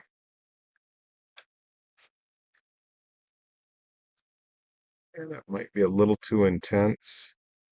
I think we're in the right color category, but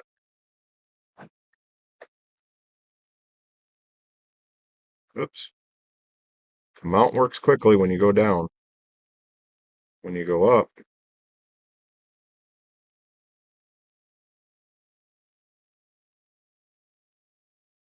I think we got the rotation right. I think we've got the, oh, where'd it go? I turned my amount down too far. There we go. And I think maybe I might put one up there, if it'll let me.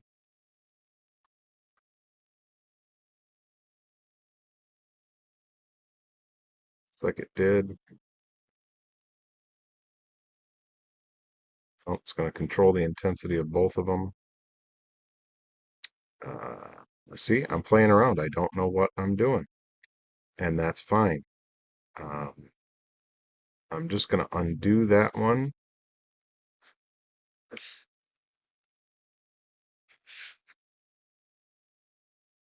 So that one's gone, and I'm going to have to go out and come back in to see if I want to add any other sparkles to this.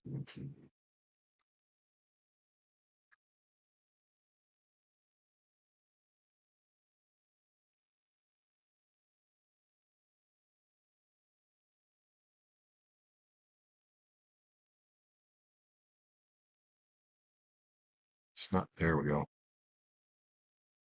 Sometimes when I use these sparkles, they don't always like click right in. I'm gonna alter that one to something else. And sometimes you just have your intensity and amounts down so far that it doesn't do what you want it to do.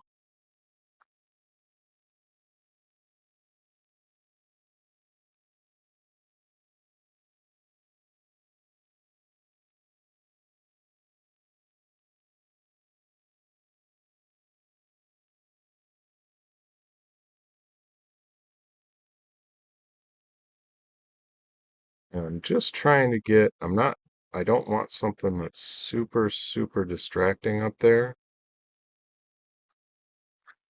I just wanted something that'll be like, just a little thing up there. And I think I'm happy with that. So we're going to be done with sparkles. Um, and we're going to move to light hits, which light hits, you can select a bunch of different templates. There are tons of them. I believe these ones are motion or have motion with them. And typically, you've got ones that are,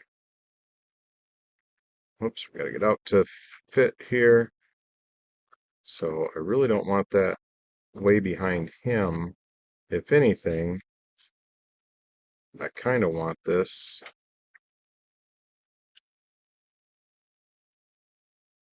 It's almost something in the background behind the clouds, maybe up here.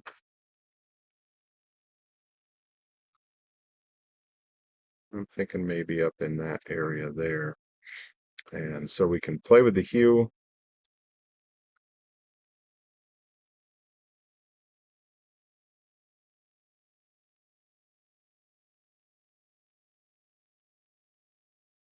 A little bit hard to see the hue. I'm looking kind of down at this rainbow down here. And that'll give me an idea of what the hue is. But I'm also looking at the clouds and seeing what kind of reaction we're getting out of those. Because like I said, I want to get some of the green out of the background.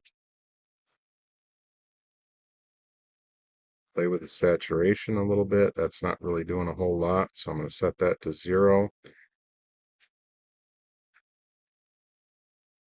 And then I can play with the softness because I really don't want extra like rainbows and stuff showing up in the print.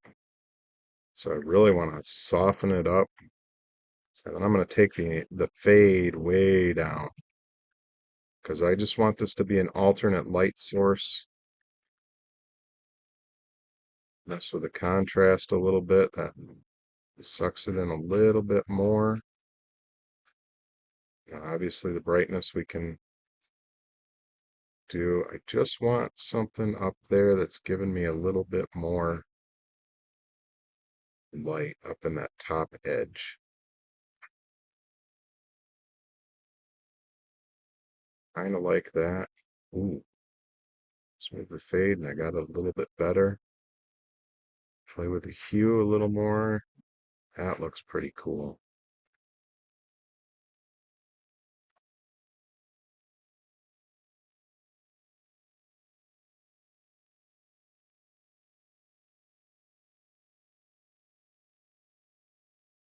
It's just kind of throwing some additional things at your artwork.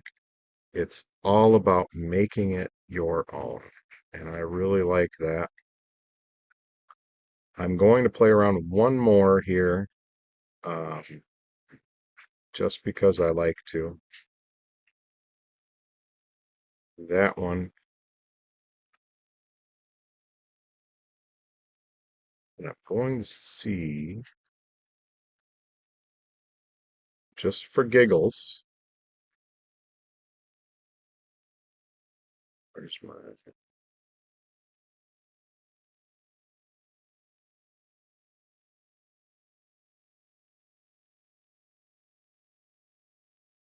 just to give this corner of the picture a little bit of a, you know what, it's almost better off over here.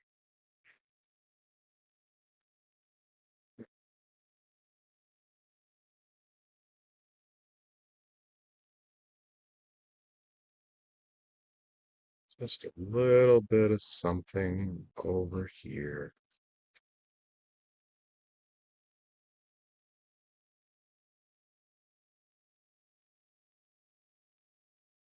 So, as you can see, if I was an expert, I would be, you know what, I don't think I like that.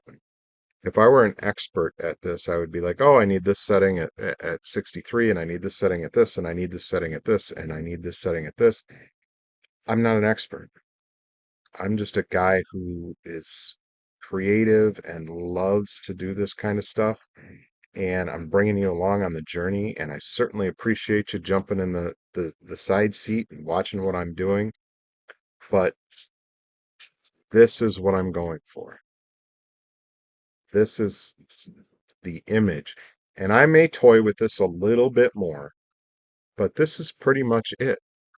Like, we're at the point where I can go, I like this. So I'm going to go into design and I'm going to go into layer. This is a bonus tip for you guys. And I'm going to add a photo layer from my library because this one is good enough that it needs that. And obviously I'm not going to leave it this big, but I can just drag it down, and I can't put it way down in the corner because when you're doing print on demand, sometimes you're going to lose. There I go, pointing at the screen again, like you guys can see it. Come on, old man, get with the program. You're on a little box down in the corner.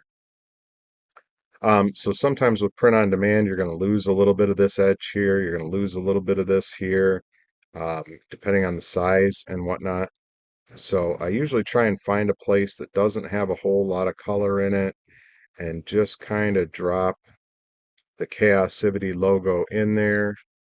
And then I'm going to make it part of the picture. I'm going to merge that layer. So this is all one photo. That's no longer a separate piece of it. And I am going to save this as step 6. And I will look at this several times before I decide that I'm done with it. But that pretty much is the way through from start to finish on an image. And we took this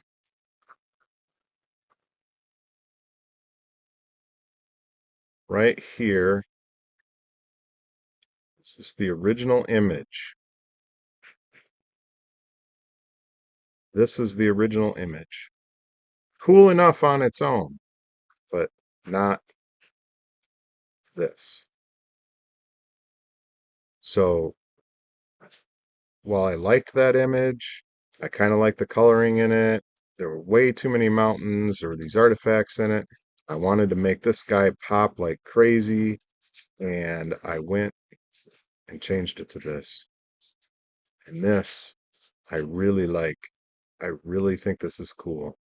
And like I said, I might toy around with it a little bit more, but this image is all but done. And I'm gonna put a link to the list. I might put this all into one long video and put it up in case anybody wants to watch the whole thing. But keep an eye on this me guys because this is just the first walkthrough. I'm going to continue to do these walkthroughs because each image is different. Everything changes from one image to another, whether it be lighting, coloring, sharpness, contrast, image removes, object clones. It's all there. It's all different for every image. There's no set pattern. So I can continue to bring these to you guys. And like I said, if I skipped over something or I went too fast on something, just drop it in the comments and I will try on the next set of videos to cover that topic a little bit better. Um, but that's it for me for this image. And this is pretty close to what you guys are going to see on the website and available for print on demand. So thanks for hanging out with me. And remember, let the chaos out, guys. Get out there and be creative. I'm no expert. I'm no, fancy pantsy artist, whatever you want to call it. I forgot if I saved this or not. See, I'm just, oh, step 6. I did save it. Um, I'm just not that guy. I'm just a guy who loves to be creative. And my vision is my vision. I like this kind of stuff. You guys may like something completely different, landscapes or, animals or birds or whatever's your thing. Just make it your thing, but start doing it and let the chaos out. Till next time, guys.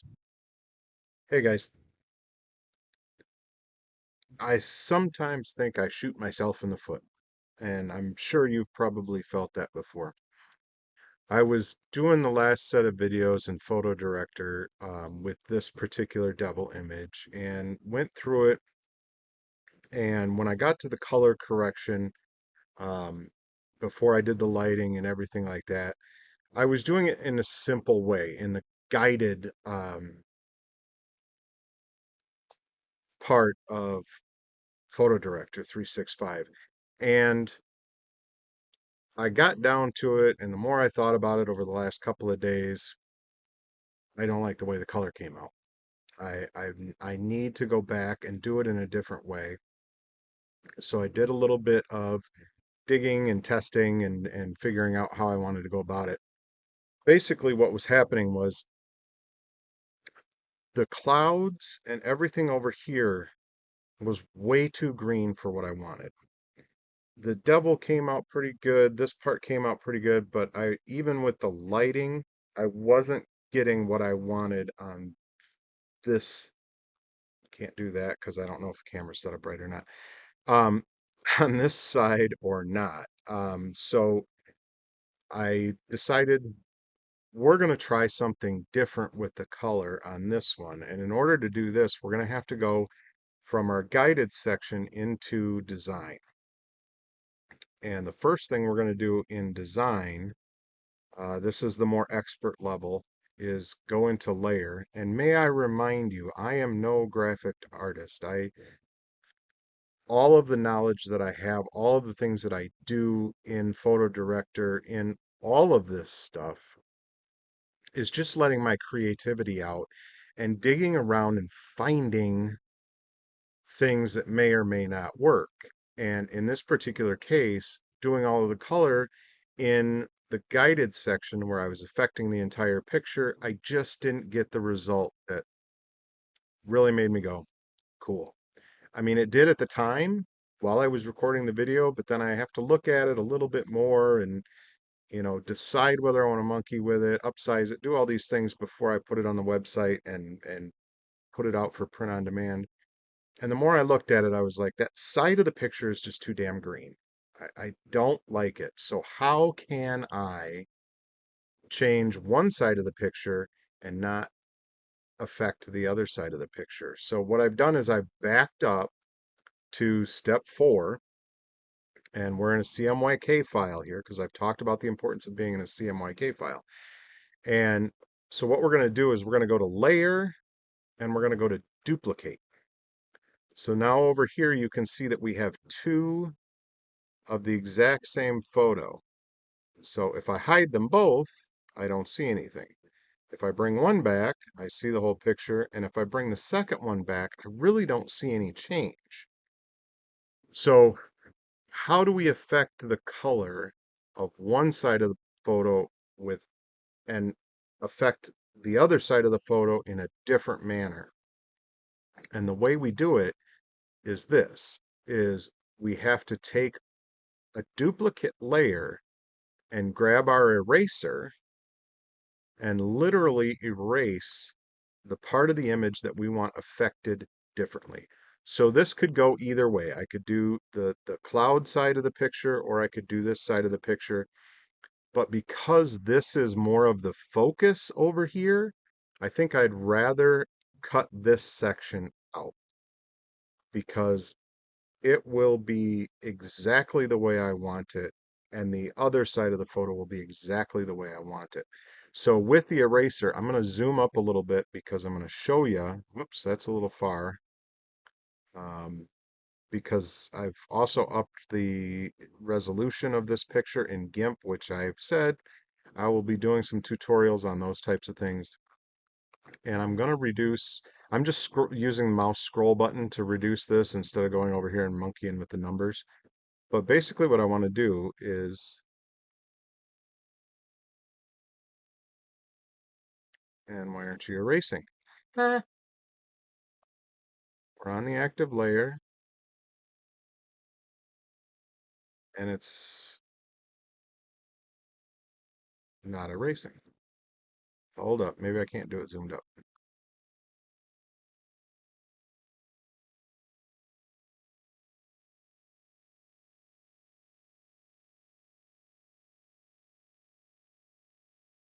All right, I got to figure out what I'm doing here because it wasn't showing up there. Okay, so we got to undo a little bit. Um, all right, let's make sure. Oh, no. Having technical difficulties with my own idiocy, if any of you can relate to that. Okay, so if we hide everything and we bring back one picture, we bring back the other picture, we're where we need to be. I don't know what was going on with the lag in the program, um, but it was not doing what I wanted it to do. So if we hide the lower layer, that's what the problem was, is we're not getting, oh, my layer is backwards. See, I told you I'm not good at this stuff. I have no formal training in this. I do know that we can drag the layers.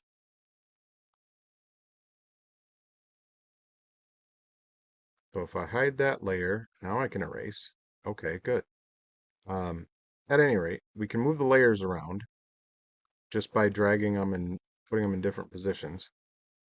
But I started off apparently with the wrong layer in place. And basically what I want to get are these mountains. And I'm going to have to shrink down a little bit to get in this corner here. It doesn't have to be perfect, but the clouds I want to affect differently than the mountains. So I want just as much of the mountains as I can get. And then when we're doing the colors of the mountains, let me move down here a little bit on the zoom, will be affected, but not any of the clouds.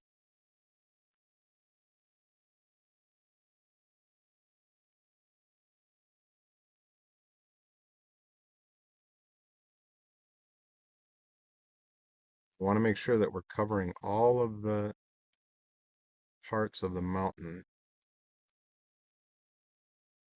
Because if we leave a hole in it like this will not be affected. This will be affected by the other layer, which is what we definitely don't want. But I do want, well, I guess I shouldn't outline those clouds because right here, I want all of this ethereal, magical stuff here, and this mountain here, all the way down to where it goes into the clouds down here. And I want to separate this out along the cloud line.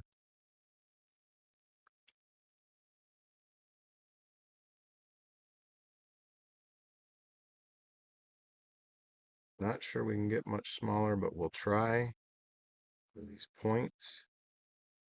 Like I said, I want to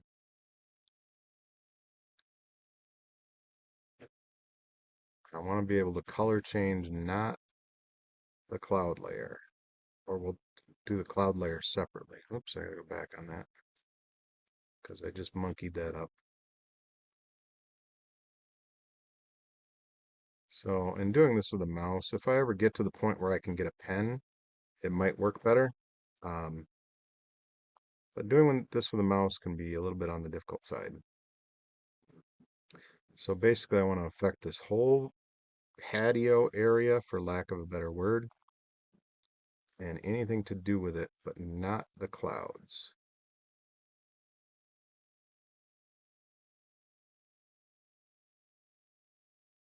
So we're going to keep going here. I may end up speeding this up. Actually, this is going to be a two-parter. I'm just going to go through this part, and then we're going to do the layers separately. But this is what sometimes happens. I mean, how many times have you heard of an artist, washing out his canvas and going on to the next thing because he's not happy with how it turned out, or she, sorry, don't mean to be sexist. It could be anyone that works on canvas with paints, drawings. You erase, you go back over, you start over again. That's how things work sometimes. Um, and that's exactly what I found with this particular image. I just did not like the entire right-hand side of the image because the color wasn't right. Wasn't what I was going for. Wasn't what I was seeing in my mind's eye. And that's okay. And I have done images before, solely in guided, and they turned out wonderful, just like, I was thinking this one was turning out. But with this one being wanting to affect the devil in a manner that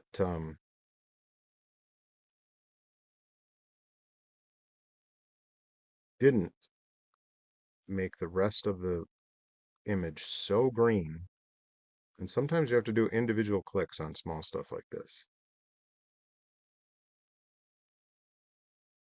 So if you guys are seeing my little purple bling go off a bunch of times, that's because I'm clicking a lot, trying to get just the edges of this stuff, and then I will go with a bigger eraser size to get the rest. And I probably don't have to be this specific, but I want to get it right, and I want to show you guys that it's okay. That's what it comes down to. It's really okay to back up and say, you know what, I don't like the way that turned out. Let's go back to a place where we can um, get this back together, and we will do it from there.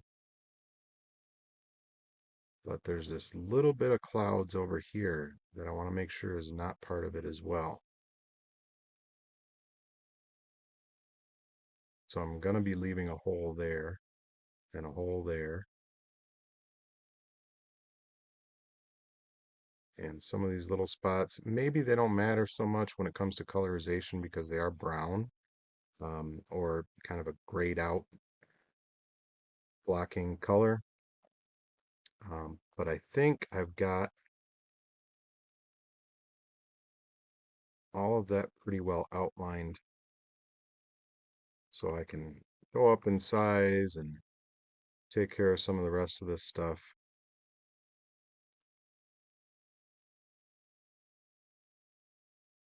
And I want to make sure that I get it thoroughly erased, because if I do leave, whoops, I just did that wrong. Mistakes are made, mistakes are made, mistakes are made. I forgot to do this part of the cloud. Forgot to do the upper part. So I just kind of want to go like that.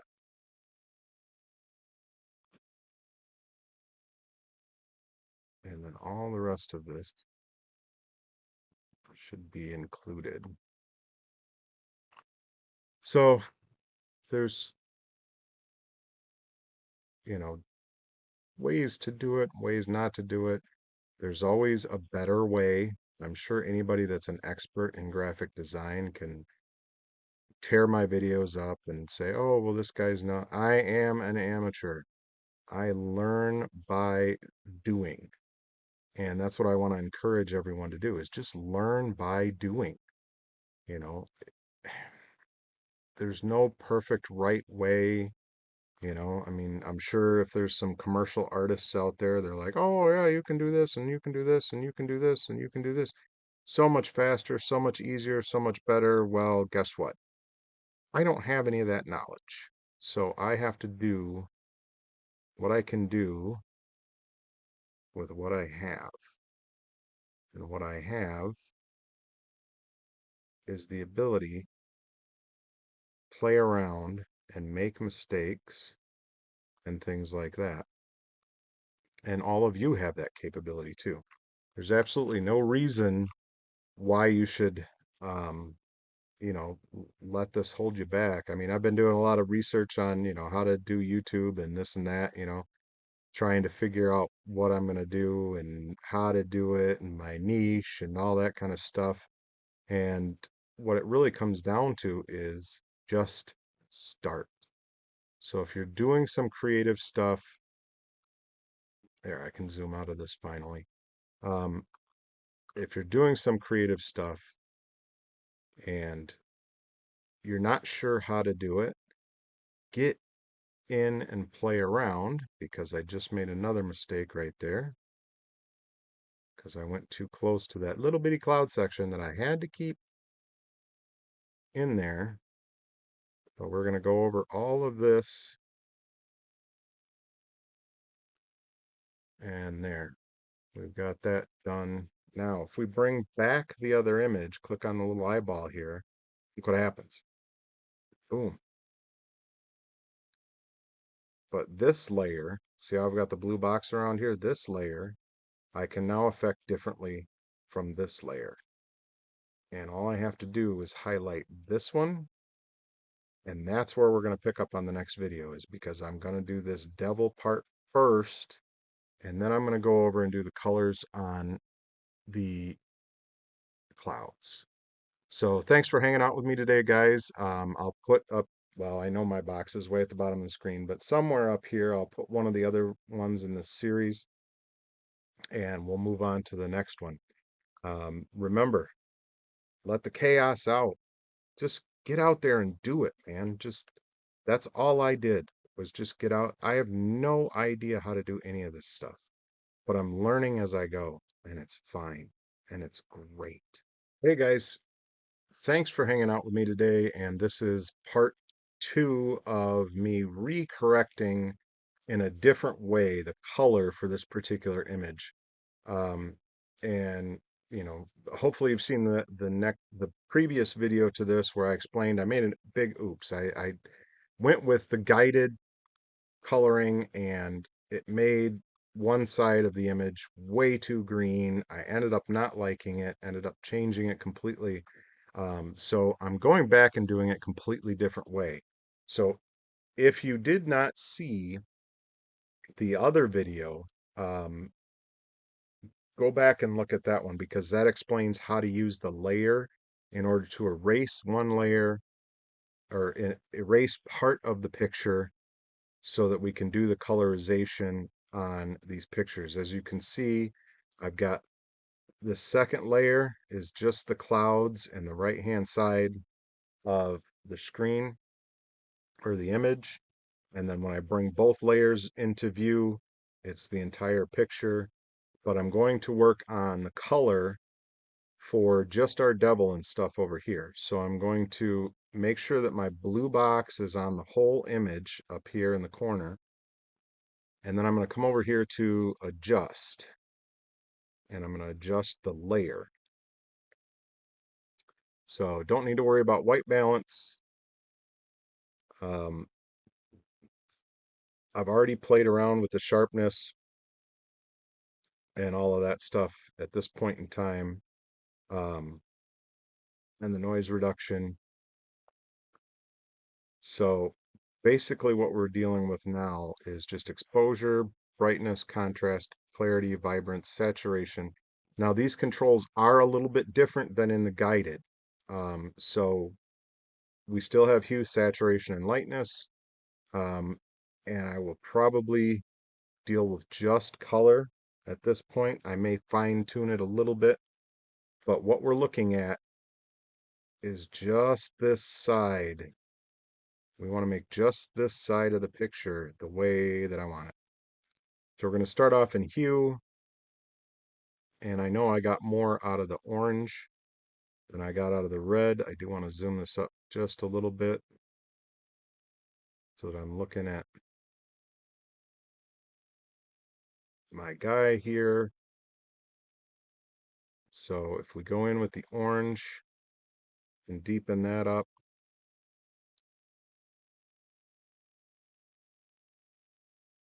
and we come in with a little more red,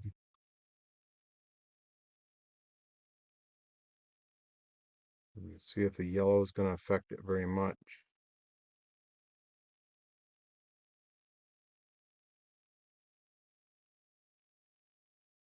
And it's not. We're going to zero that out.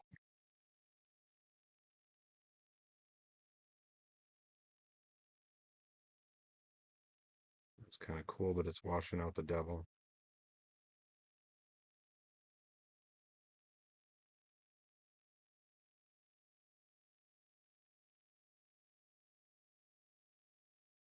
See, I really want to get him red, and I want to get some more green on the mountains. So anything this affects over here will be in a different layer. We'll adjust that layer separately. So I want to get the green into the mountains, like rich green.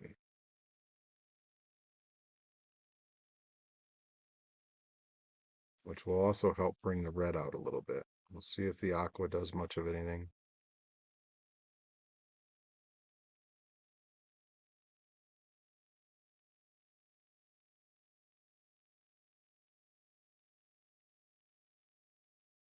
And then I'm going to move over to saturation.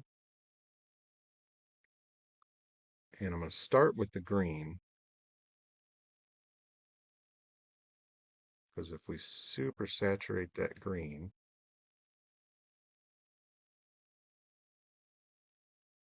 might want to skip back to hue and go down a little bit on the green. Because we saturated it so much.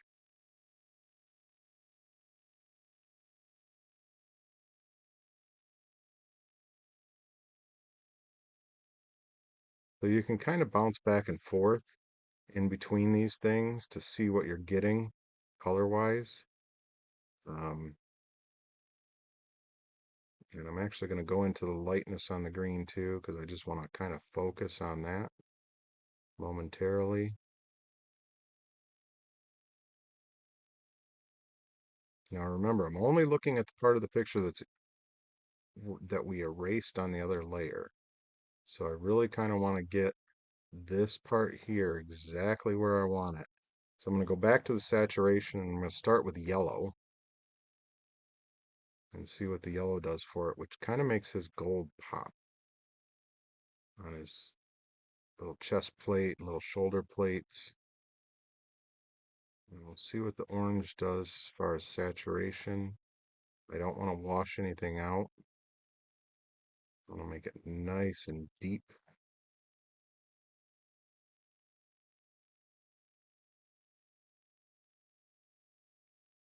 That almost gives it a pinky look. So and then we can go over to lightness. And we can kind of see what we're getting with the yellow. Brighten that up with the orange.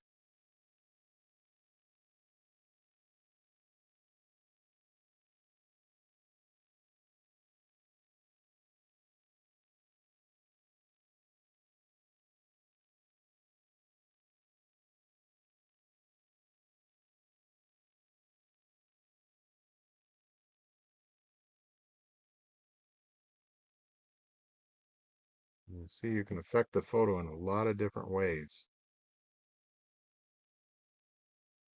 I think that red might be a little too dark.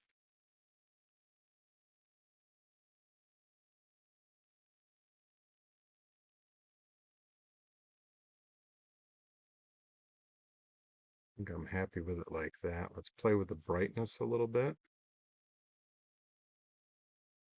And maybe the contrast. See if the contrast adjusts anything. Kind of makes everything stand out a little bit.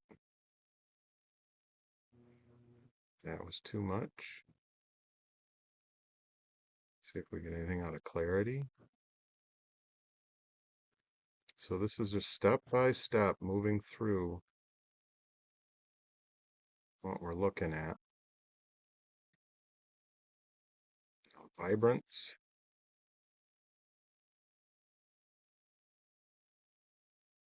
Overall saturation of the picture.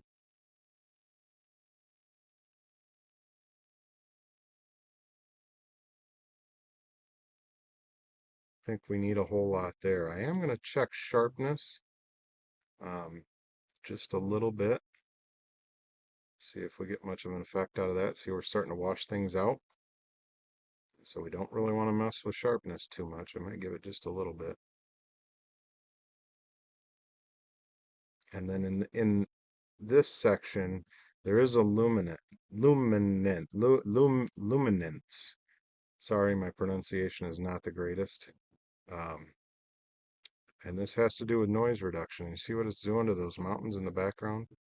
It's like blurring them out. And I don't want that. Now, if I put some luminance in there and try the detail, see what that does. Like I said, I am playing around. I am no expert in this stuff. Um, Now, when I changed the detail, that was pretty cool. Now, if we do the texture, texture is not really affecting it at all. And then we do have a color and a detail down here too.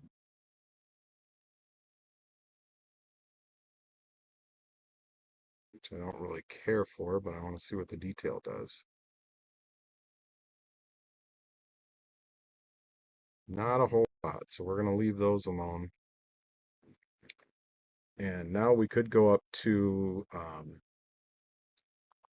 exposure. See if we want to expose it slightly, which I think does look kind of cool.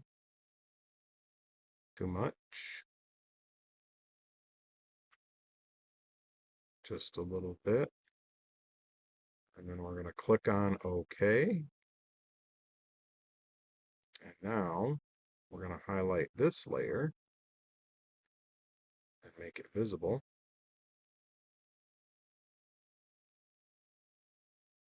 Okay, so we have them in the wrong order. So all I do is take this one, click on it, grab it, and drag it down. Now, this is the bottom layer, and this is the top layer, which is what we wanted. Now we're going to deal with this section in the next. Well, I think we're all right. Let's deal with this section. So we're going to highlight this layer, make sure our blue box is around it, and we're going to get rid of that, and we're going to adjust just this layer. So, same thing. I don't think we need to worry about white balance. And we'll play around with the colors. And I think what I want over here is a little bit of blue and maybe a little bit of, because there's a little bit of blue up there in the sky that I really kind of want to accent. And a little bit of purple maybe. Oops, we're on saturation. We should be on, let me reset those to 0. We need to be on hue first. Let's see what aqua does.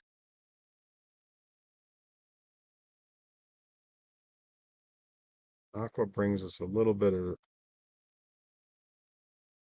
but not really what I want. Blue is not doing a whole lot either because there's just not that much blue in here. But I can blueing up the clouds up there. And And that actually brings them a little bit more purpley. So it's all play. It's all play. See what happens. Now, if I bring the purple in, and I bring the blue up, and I bring the aqua up, now we've got kind of a cool light purple up there. I'm gonna see what we get. Ooh, that kind of got cool.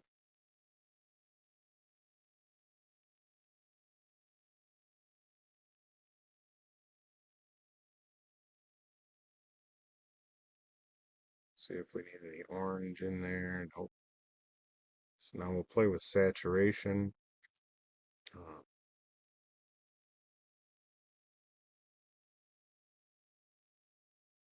Get green again. Want it all green. So if we bring the aqua, a little more aqua in some of those spots. Bring in the blue. Ooh, that's kind of a cool blue. What are we going to do with purple? If we do purple, not affected a lot. So we're going to leave the purple alone. And then we're going to do our lightness.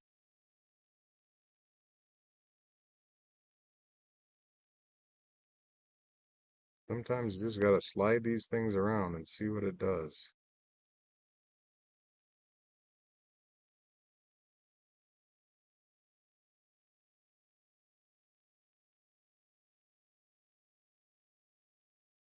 Kind of like that being a deep blue up there. Purple's really not giving us much of anything there. So we'll put that one back to 0. And now remember we did the luminance on the other one, and we had to put some in there and then take the detail up.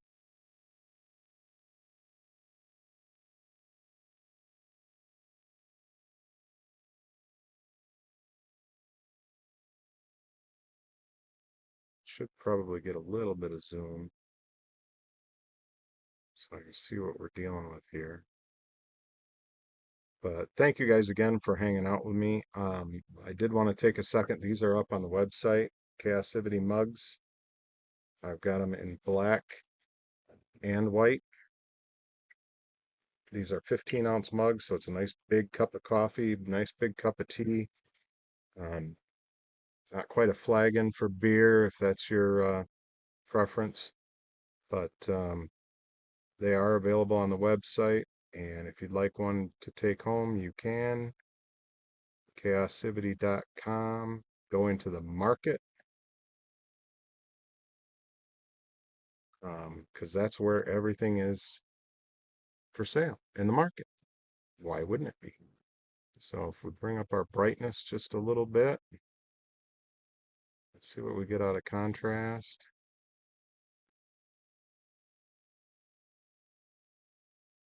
Probably okay on the contrast. Clarity, do we get anything out of clarity?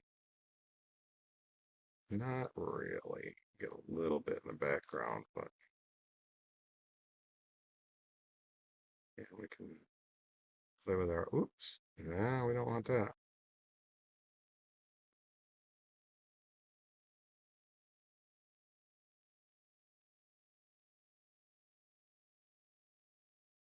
Sometimes you just got to slide these things all the way up just to see how it affects the picture.